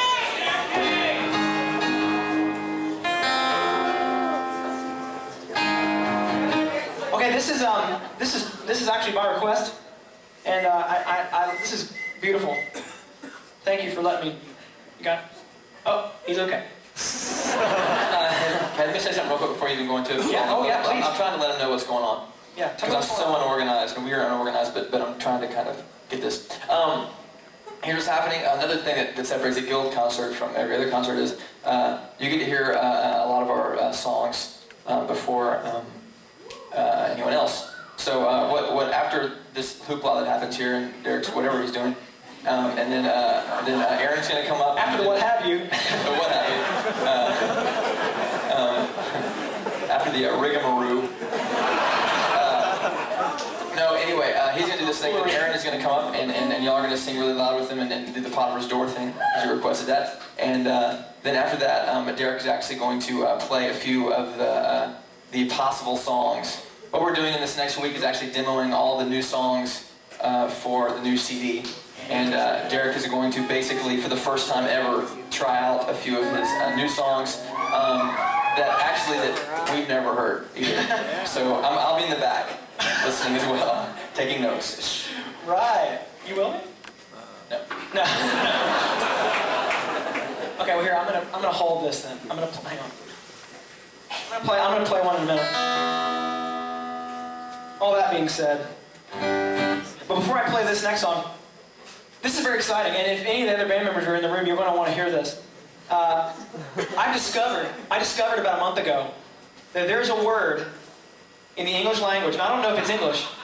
There's a word in the English language that I've never said. I've never said it. Like, do you know a word that you know for sure you've never ever said, you've never uttered? I mean, isn't that an interesting idea? A word that you've never said? In 25 years, I've never said the word that I think I'm going to say right now. I've waited, and I've known that I haven't said it for some time. Every time somebody says it, I say, hey, I've never said that word before. I make a big deal about it. And I decided that I was going to debut the word New Year's Eve. We're playing in Houston. We're actually playing at the Astrodome. So, yeah, it'll be our regular crowd. It'll be like maybe 40, 45,000. It's true, actually. We don't know what we're going to do. We're really frightened, actually. I was going to wait and debut it there, but I'm told that there's some controversy surrounding this word, and that I might not want to say it in front of a Christian audience. But you guys are different.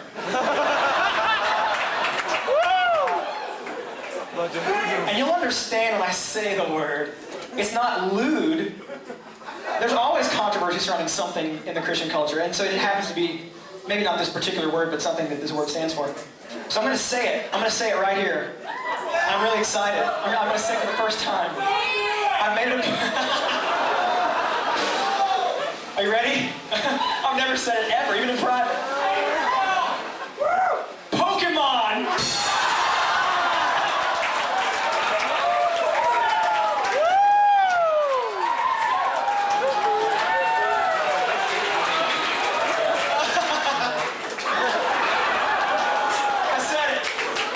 Before you said it, Jeff had no clue what it was back there, and I go, this is really funny. Listen, he told me what it was with Keely, a friend of ours, Keely, who's back there, actually said it, and then Derek said, "You know, I've never said that word." Every time anybody ever said that, he told me the whole story. I was thinking about saying he didn't say it though. That was his first time. But Jeff back there had no clue what it was, and he was thinking of other words. He hasn't said it. Jeff goes, "Pokemon." It's just so random. You never said it either? Have you said it? He said it right before you. Yeah! Tonight we're all coming out. We're all saying it. Pokemon. That's my second time. Pokemon's my third. I'm gonna stay at 3. No, I'm not going 4. I can't. I gotta go slow. I've never, in 25 years I haven't said this word. You want me to say it 4 times in the same day? Let's not get hysterical. I've said most other words. No, I want to hold one that I know I haven't said still, and I haven't said that one. He's one of the characters, right? Yeah, I'm not saying that. But Clip told me there might be some controversy surrounding my saying it for the first time in front of no telling how many, 100,000 via internet and everything, all these Christian children, considering there's always, I'm sure what's his name is heading it up, there's always some sort of controversy surrounding some children's toy. And right now it's that. So I don't know. But I said it, and I feel better. And I shared that with all of you, when you were all here to see. Isn't that amazing though? 25 years, and that's the first time that I've ever made that sound with my mouth. I think that's fascinating. Okay, well now here's a song.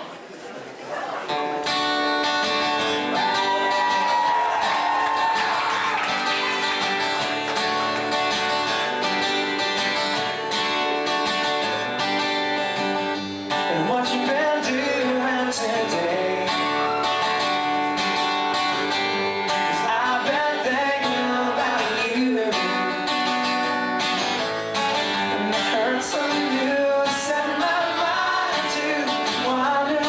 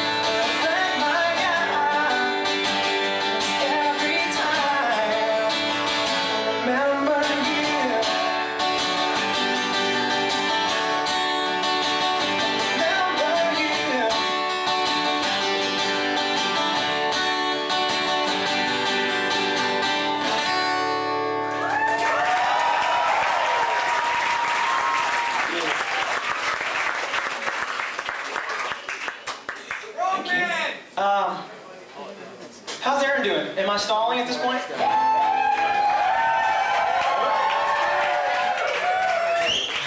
This is very, very exciting. All right. It's on the floor actually by your feet. There you go. This is amazing. This is something I've never seen. All right, I think I learned the chords. Is T-Rev in the house by any chance? Maybe his little guitar chord website, that would be useful. Okay, a few disclaimers.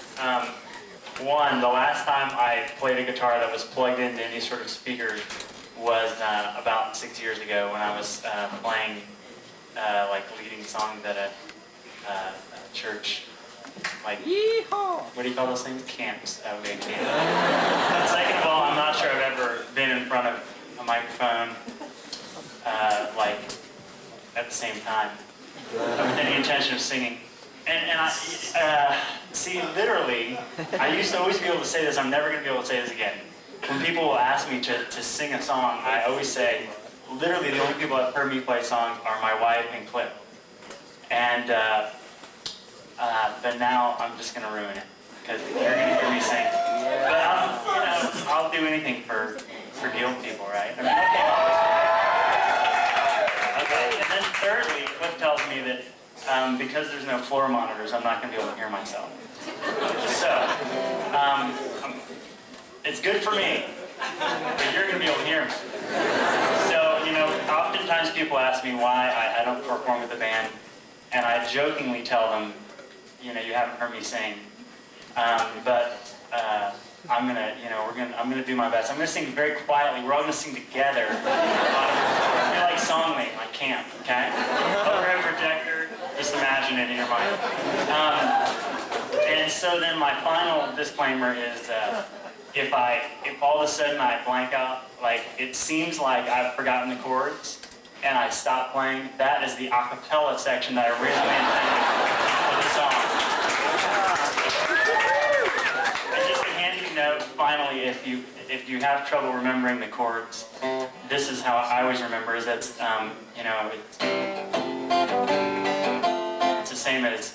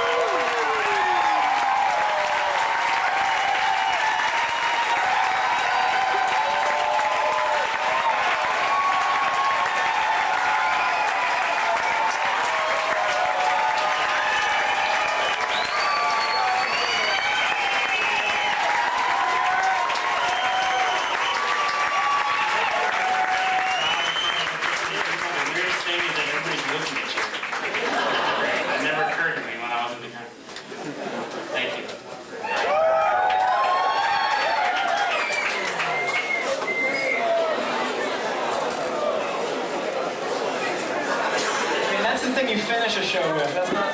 How am I supposed to follow that? Only Britney Spears can follow that.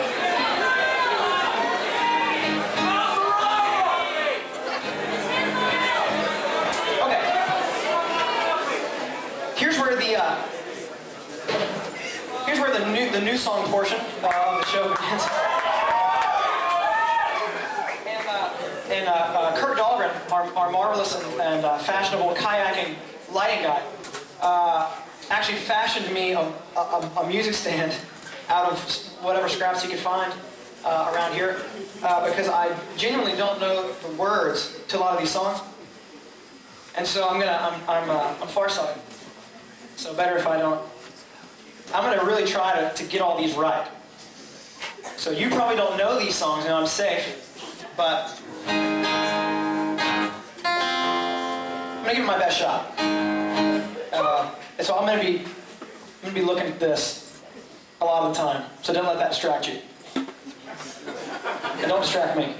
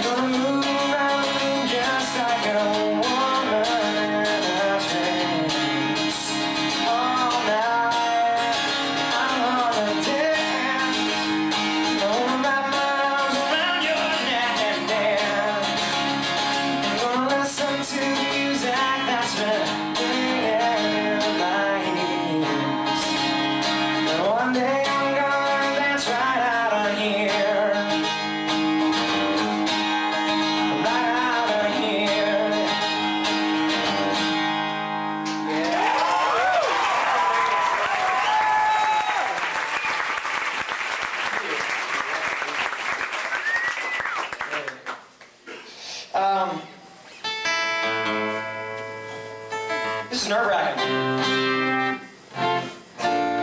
Because like I've only played some of these songs about once. So it's kind of, it tends to make a kid nervous. Oh. This is what I've been slaving over for the last 8 months. Like I'm holding my hand. Isn't that really stupid? Unbelievable. Okay, this one. Huh? Make backup copies. Right, there's one more copy of all this stuff. I know, hopefully it doesn't happen to these.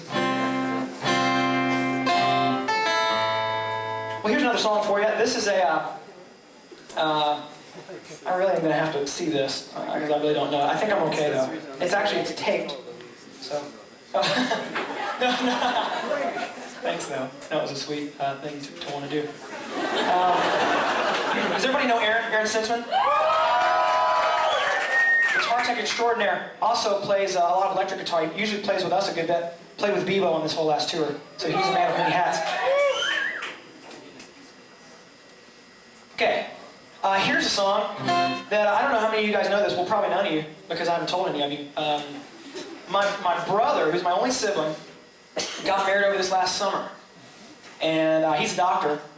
And he and his new wife moved to Lincoln, Nebraska, which is a good ways away. The Soul, Lincoln, Nebraska, Gilder. I guess. And so I'm just really hoping I'm going to see that. I'm going to be really, really, really close to it.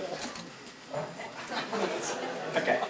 And anyway, so this will be our first Christmas without my brother. It'll just be me and my mom and dad.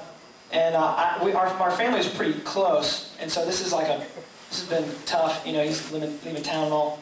So this is basically a song that I started writing the morning he left, and it kind of became this whole other thing. But that's what it started off being about, and I don't know what it's about now.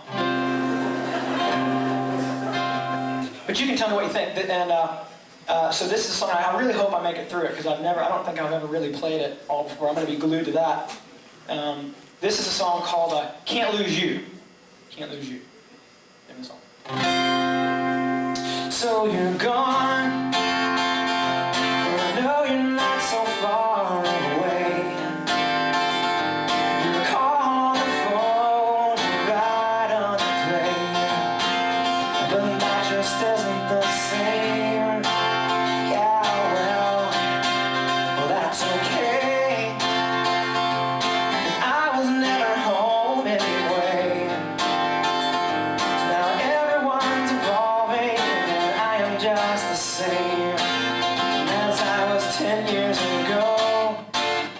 But I don't know, maybe the simple life is more the way to go.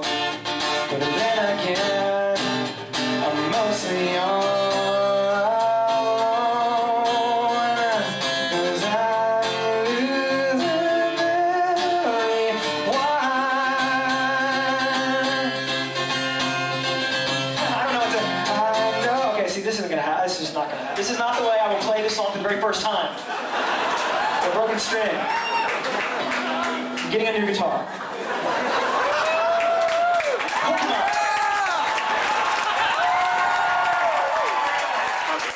Big comfort now. Just saying that word. I feel like I'm being really rebellious by saying it, because I feel like I'm not supposed to, because I didn't for so long. Man, Pokemon.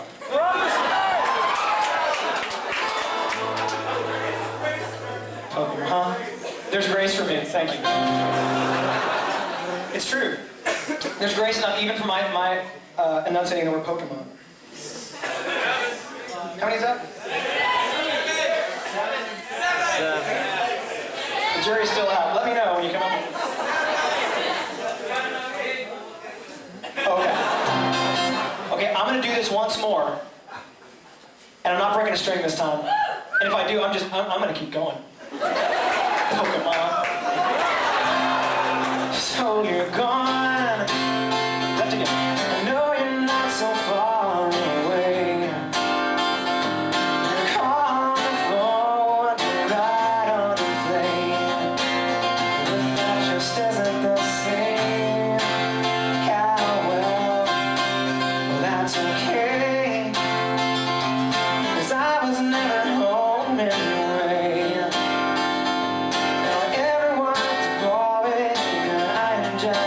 same as I was 10 years ago.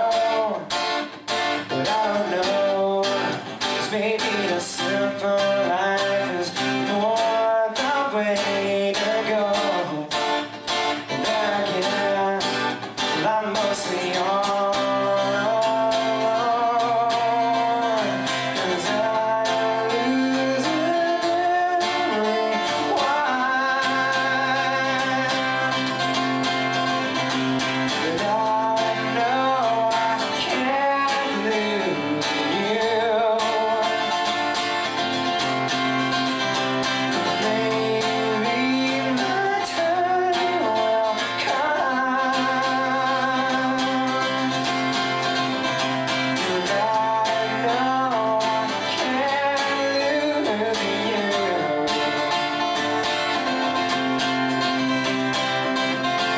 The older I get, the more than life is making sense. We're in similar traffic or being present tense. 'Cause I'm not the one in control.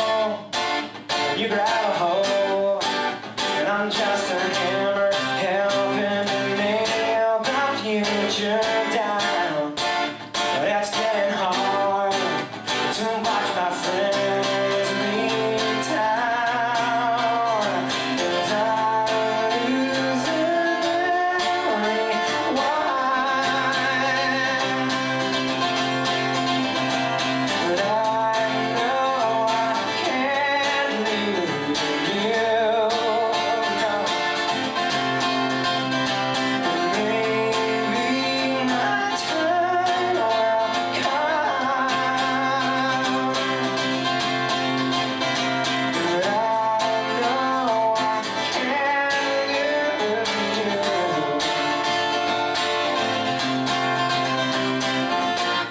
But maybe I miss the nose right on my face.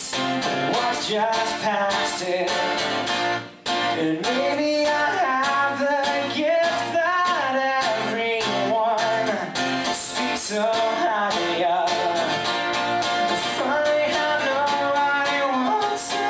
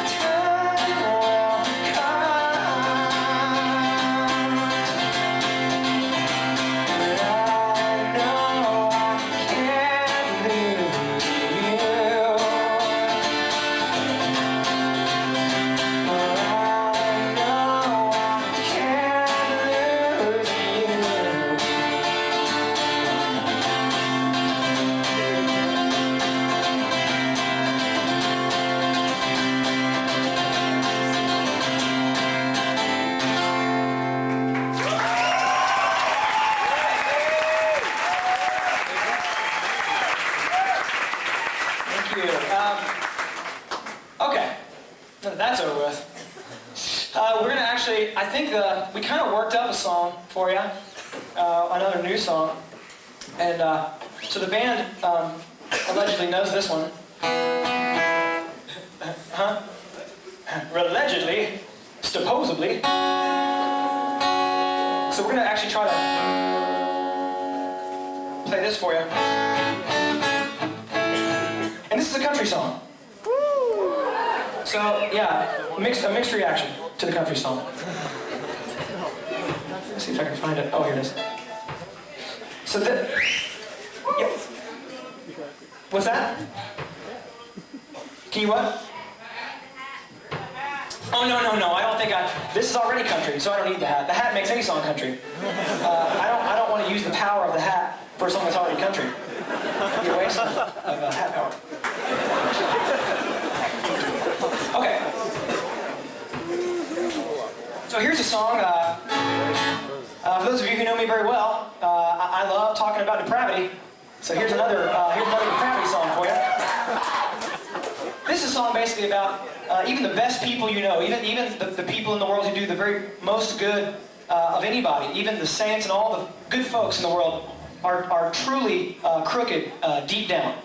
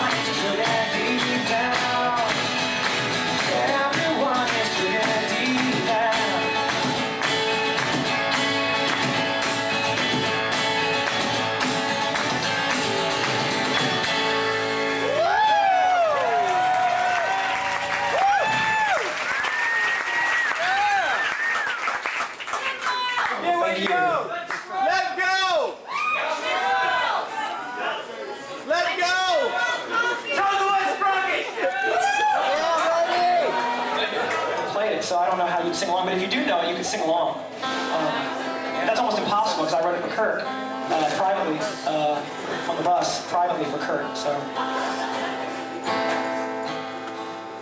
Oh, Kirk, how was I supposed to know that something wasn't right here? Oh, Kirk, I shouldn't have let you go.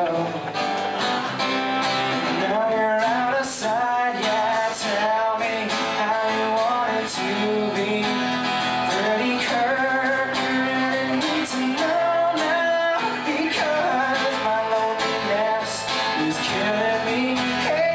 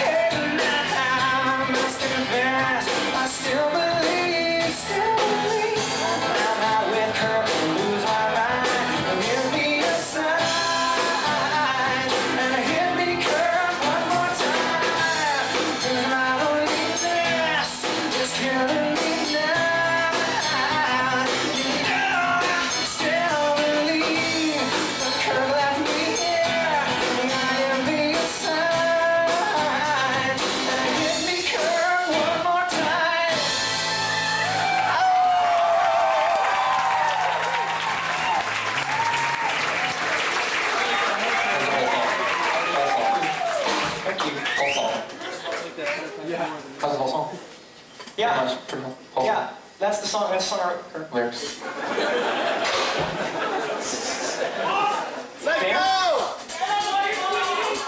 There's some kind of serious hum happening.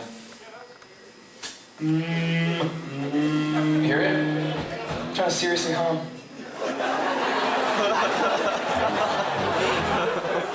It's like Aaron, that sounds like you. 10 miles. it's a barn light. This just in. It's a barn light. It's a barn light. Let's go! What's a barn light? Thank you. Rudolph the red-nosed reindeer had a very shiny nose. And if you ever saw him, you would even say it glowed. All of the other reindeer used to laugh and call him names. Poor Rudolph, joining any reindeer game. Then one foggy Christmas Eve, Santa came to say, Rudolph, with your nose so bright, won't you guide my sleigh tonight? And all the reindeers loved him as they shouted out with glee. Rudolph the red-nosed reindeer, and you'll go down in history.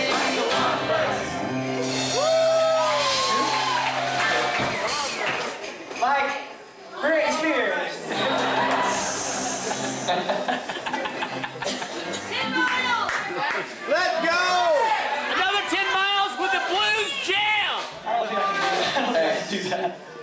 Hey, they've been requesting 10 miles. But we were talking about this before, and we're not gonna play that song.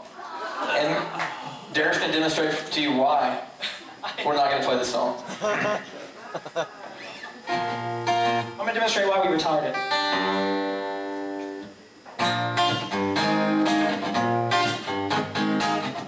This you're familiar with. This is only a test. Don't see what you see in me, 'cause I'm just passing home. There's a many hours that can send a postcards from far from home. Sometimes I feel as a use my empty world, though president's doors clean palms, and I want a new drug. I want a long slip. When I'm home, they crash my car, they don't come prepared. See, that's who you gonna call. Ghostbusters, that's right. Something strange in your neighborhood. Who you gonna call? Ghostbusters! When there's something weird and it don't look good, well, who you gonna call? Ghostbusters! There seems to be neon lights shining bright on the hallway. They say there's always magic in the air. When you're walking down the street and you ain't had enough to eat, well, the glitter has run off and you're nowhere. I know that you see me, and I know you're about me, and that's why you let me alone. 10 miles, 10 miles, 10 miles, 10 miles, 10 miles, 10 miles, 10 miles, 10 miles, 10 miles, 10 miles. Yeah, see, that's why. That's it, that's why. That's all the 10 miles you're gonna get for the evening. That's just it's too many songs, and we couldn't play it anymore. We just couldn't.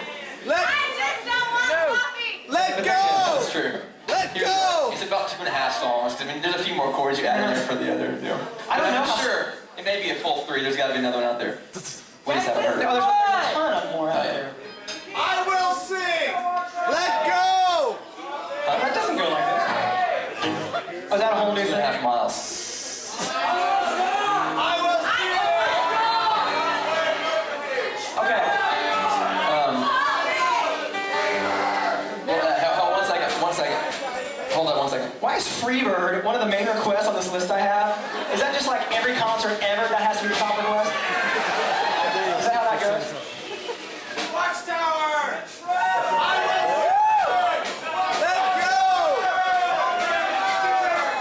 All on the Watchtower!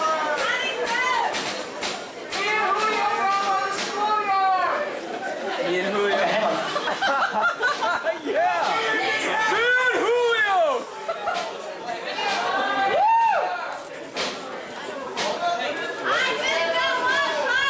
We're working on it.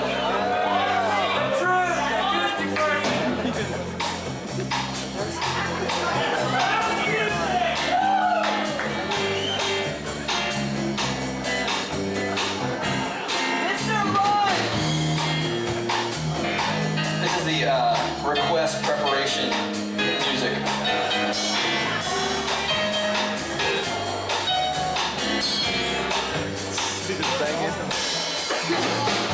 That was the first time I've ever heard Josh Moore make a mistake right there. You heard it. Heard the deal.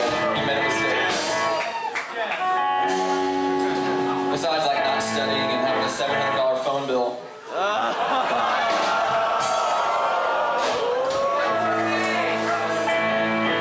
He's grounded. This is the only thing that he can do outside of his house right now.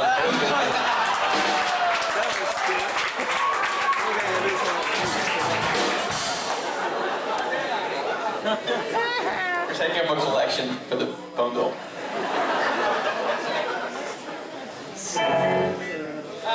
Okay, well we're gonna play Request. Let go! And God help me, because I don't know how any of these songs go anymore. But that's why you guys are here, right? Because you're gonna help me. You're gonna sing this with me, right? Truth.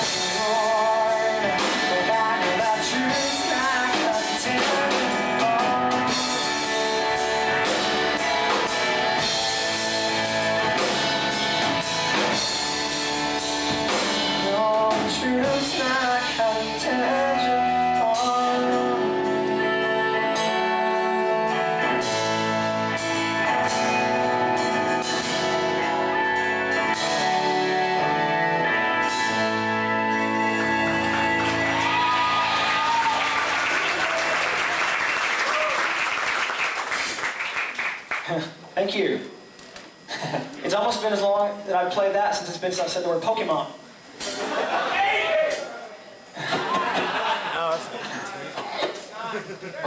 We're gonna do a few more songs for you. That's okay. Thanks for sticking around and yelling requests on and everything.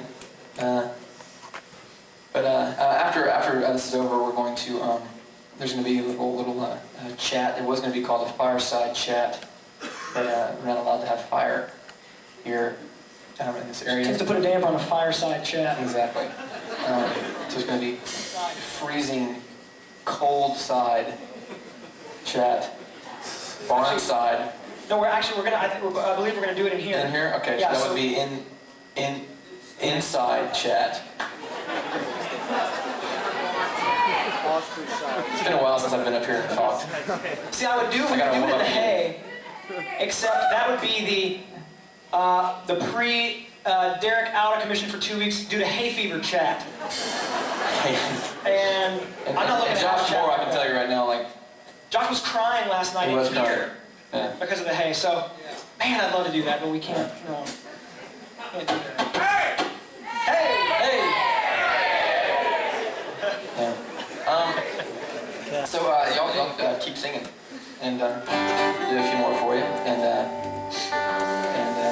I know you're the guild, and we've been here for a long time, so we're not gonna think about making you.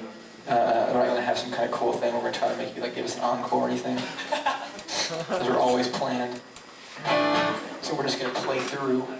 Thank you for the encore.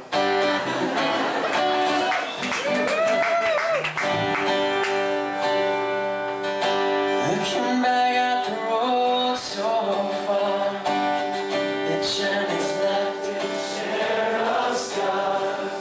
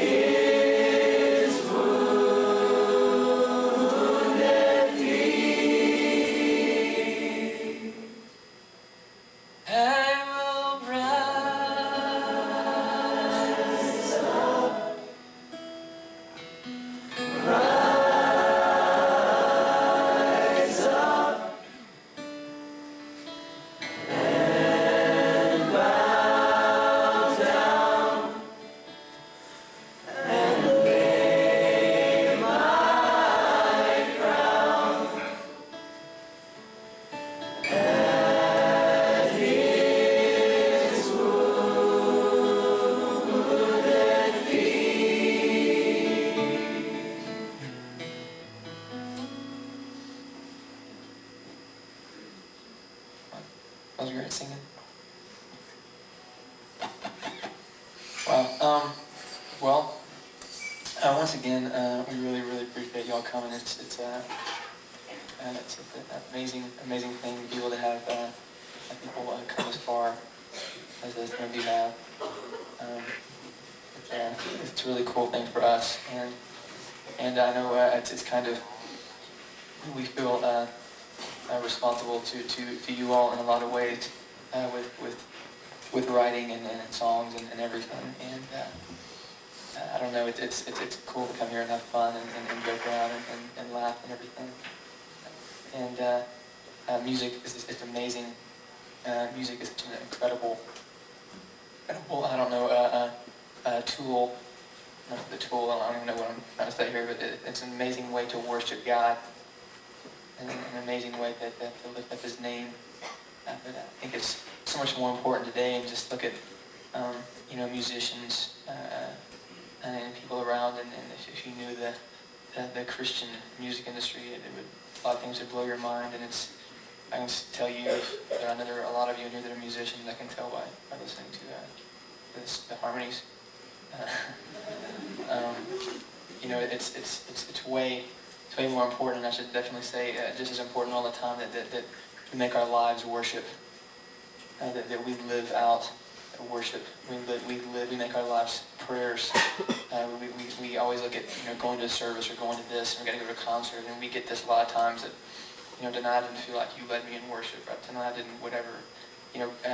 Our prayer for all of our concerts and all of our CDs, all of our songs, is that God will use them, and that God will speak to people and reach people through them, however He wants to. So just continue to pray for us, and we definitely will pray for you as a whole, as a group. But we do feel responsible to you in so many ways to keep everything in check, if you will.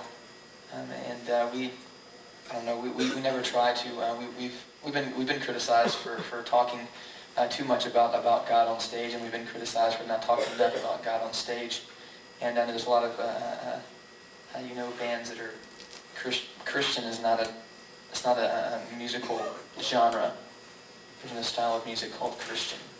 So I hate to say that, but I'm just trying to mean a lot of Christian bands out there that are not real blatant from stage and talk about their songs or about their faith or whatever else.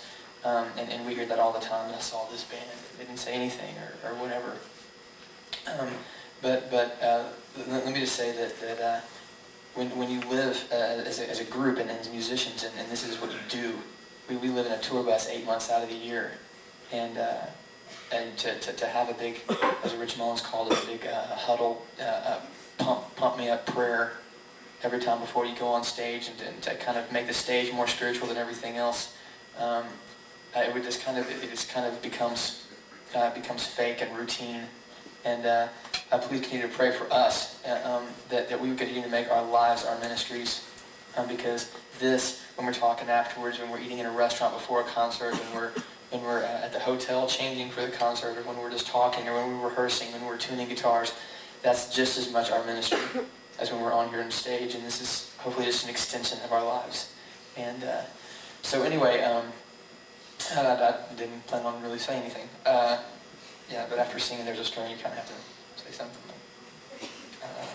That was more, I had something else I was going to say, but I don't know, that was pretty amazing.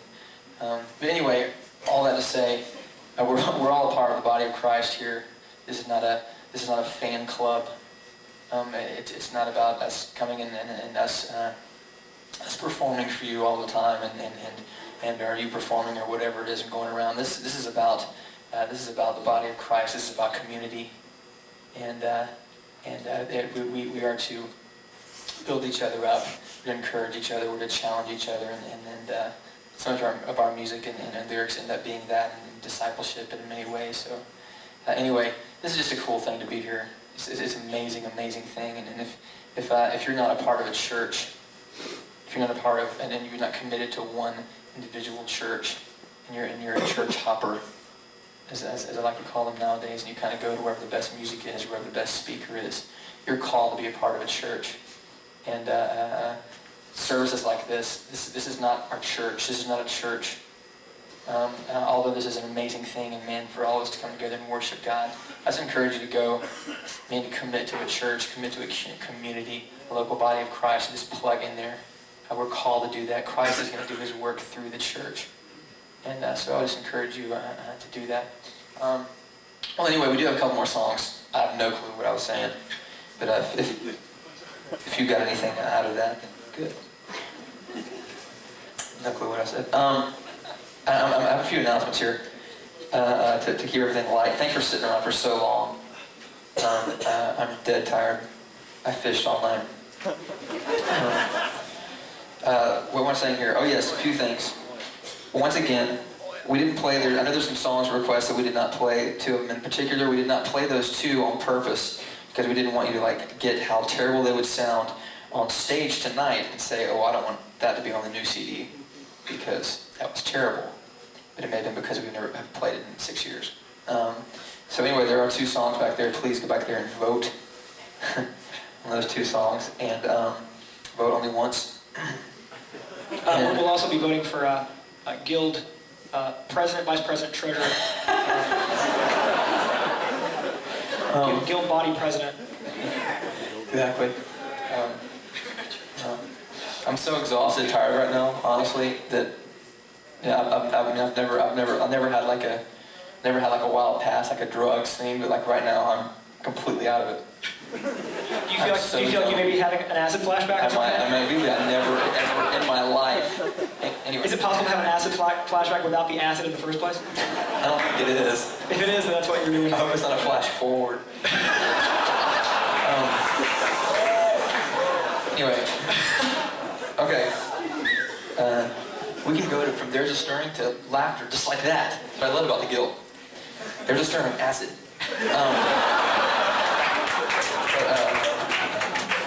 I'm trying to read. I can't even see. I can't see. Holy Moses, I can't see. Okay. What am I doing? Oh, yes. I want to say this too. Thanks so much for Andrew and Gabe, Andrew Peterson for coming.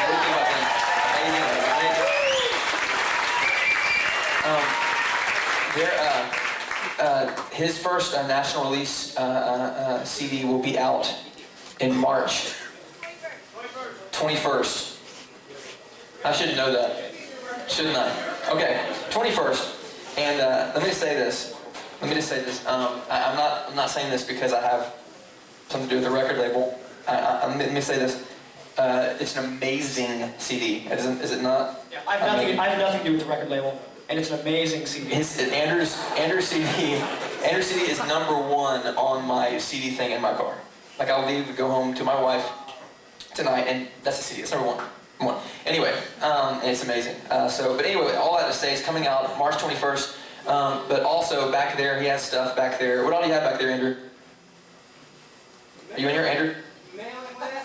Mailing list. Mailing list. You get on his mailing list, and then he'll send you maybe, I don't know, maybe some coupons. Are we doing that? Coupons for $50 off. So you go get the CD, and they'll give you $38. That's so cool. It's the greatest record label ever. And there's all kinds of stuff back there. Hey, who do you think traveled the farthest? Woo! What? Chicago. What? Whoa. Vancouver? Charlotte? Is anyone farther than Vancouver? No, you were visiting Amsterdam, Rand.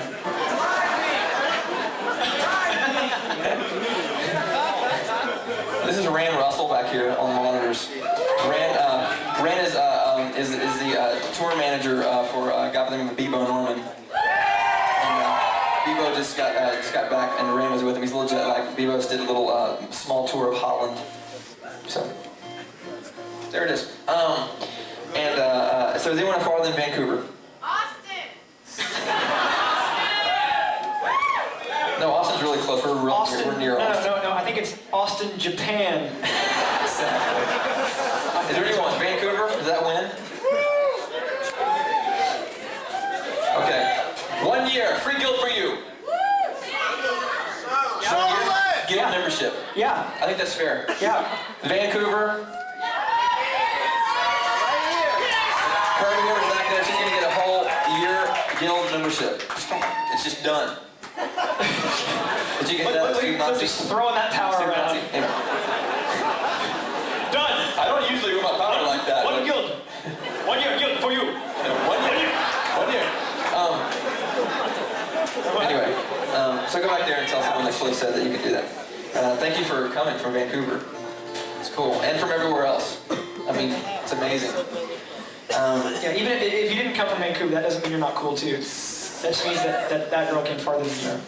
I think you came all the way from Vancouver to freeze in Texas. And we can't have any fires, and then sit on your hiney for 5 hours. Okay. Okay. Oh yeah, Guild 3, sign up in back. Talk to them back there. There's all kinds of guild, little fun guild things back there. Regardless of that, whatever. Cool. And let me say this too. We want to thank some people here. First of all, the guild founder, Mr. Kirby Trapolino, is back there somewhere. Kirby has a distribution, and so many of the independent bands, like Bebo, Andrew, those people like that. Kirby has a lot to do with you being able to hear those bands with grassroots distribution and stuff. So check out that. You have a website, like a web store now, don't you, Kirby? Okay. It's grassrootsmusic.com, is it not? There it is. You go check it out. And all the CDs on grassrootsmusic.com right now are $2. Just kidding. 1 year. $2. 1 year, $2. Kirby, you hear this? Anyway. Okay. And also, really important too. Also, the person that kind of just overdid this whole, did all the details and all this. I can't do details at all. She's just amazing, came up with all this stuff, and she's kind of playing. So if she says something, you need to do it, because she's kind of in charge of it. But this is Kirsten Berry over here. You can't see her, she's in the dark back there because she's working. We also want to thank everyone, Christy Bragg, who is our tour manager, who is absolutely amazing. I can't even really start to go into that because we'll be here for a while. She does everything. She's amazing. She is. And also our sound guy, who's sick as a dog. I mean that he's literally sick. You feel sick. I don't mean that as like a dog against him. That's Mr. Josh the Muhlendorf back there on sound. And on lights, of course, Mr. Kirk Dahlgren. Yeah, we ought to mention also the grassroots distribution staff, Ginny and Leslie and Christine, who are among somewhere here. In fact, Christine will be manning the 2 sheets, the voting thing. So, I don't know. Do you don't take bribes or anything? Take bribes? I think you go home. Okay, and this is the most important thing. The most important thing. There are people that own this place. They live on this property, and they've opened up their entire place for us to come and just ruin it. But what we're going to do, we're not going to ruin it. We're really going to help them out. So if you see any trash or whatever, please pick it up. Are we going to have things where they can put? Are there big trash cans out there? Yeah. Trash bags. Look for trash bags, whatever else. If nothing else, just throw it in the porta can. No, I'm just kidding. Don't do that. But anyway, throw the trash away and all that. Please help it. Because I caught a lot of fish today, and if there were trash in the water, a lot of those fish would have been dead. Anyway, all comes back to fish. Yeah, I tell you about I had a substitute teacher when I was in 5th grade, and she was trying to tell us how pollution hurts fish. And we were sitting there, we were 5th graders. This is like her one big thing as a substitute. She was a student teacher. She finally got to take over for one day. This is her point. There's a live goldfish in this bowl. She dumps boiling water in the bowl and kills it in front of us. And she goes, "You see, that's what pollution does to fish." We're like,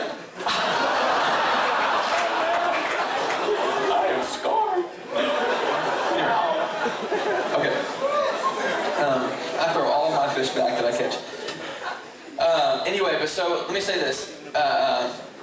To the Huffmans who own this place, please give them a huge hand here. They 2 years in a row.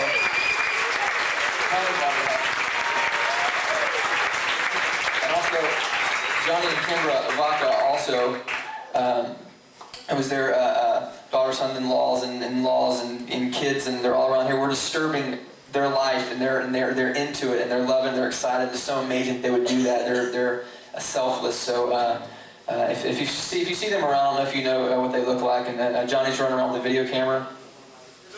He's on the ladder right there. So pat them on the back and give him a hug, and I don't know. Not always on the ladder. Not always on the ladder, yeah. And we really appreciate them and the Huffmans and everything. So anyway, they're always guild members.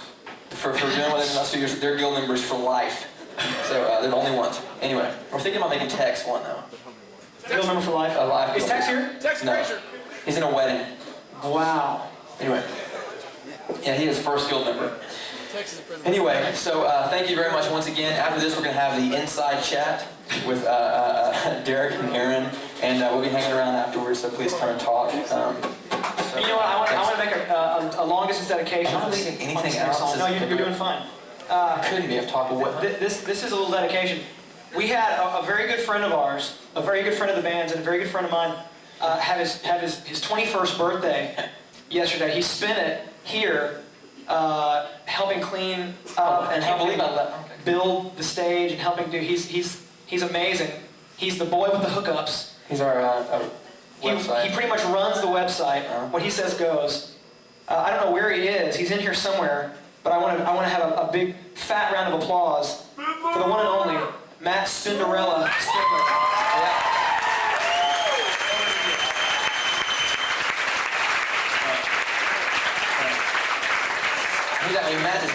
Matt's missed concerts. He's been on the road with him. He'll always go and run errands for us. He's amazing.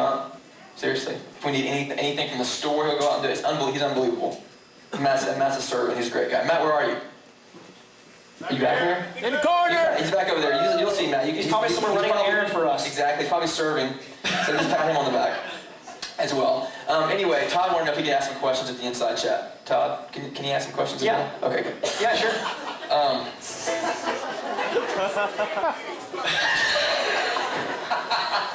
Where did that Caedmon come from? We're not going to answer that one tonight. No. If you made it this far, you should know. Exactly. If you made it this far. Okay. Cool. If not, we'll text Is there anyone here that had never seen us in concert before? This? Man, y'all are hating live. This is like... We're not normally like this at all. We have short concerts. Wow.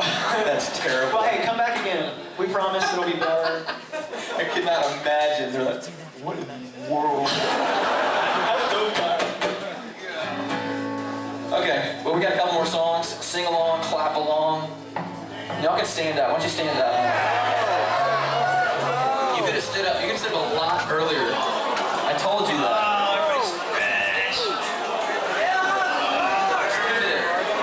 Oh, Kirby doesn't know what he's talking about. Kirby, I didn't mean to. Kirby just like helped found the band and made up the guild, and he doesn't know what he's talking about. He runs a company. He doesn't know what he's talking about. Anyway, well, so y'all gonna help us out, sing, clap hands. We're gonna do a couple songs Lo and here. behold, here's two some more music. songs. Help us out.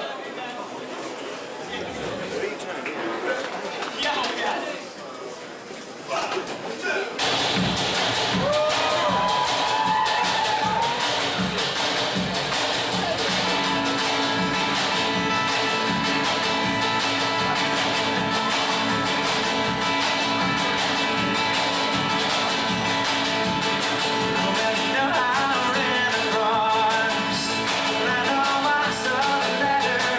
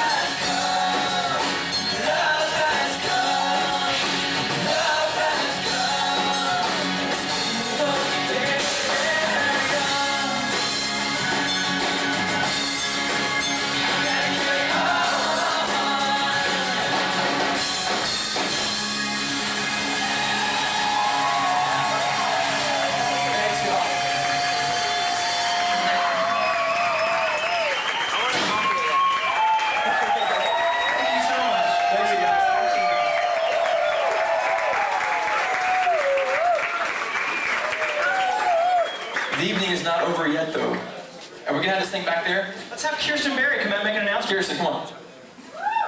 Yeah, you can tell them where. It is not. Okay, we'll come up here anyway, because She's a little mic shy. tell them what to do about the chat thing. Ladies and gentlemen, Kirsten Berry.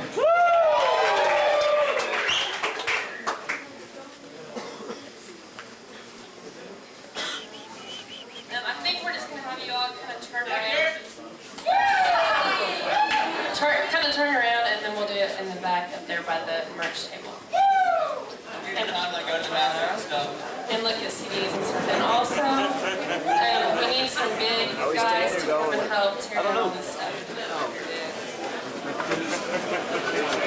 And someone lost their keys. So if you lost your keys, come up here.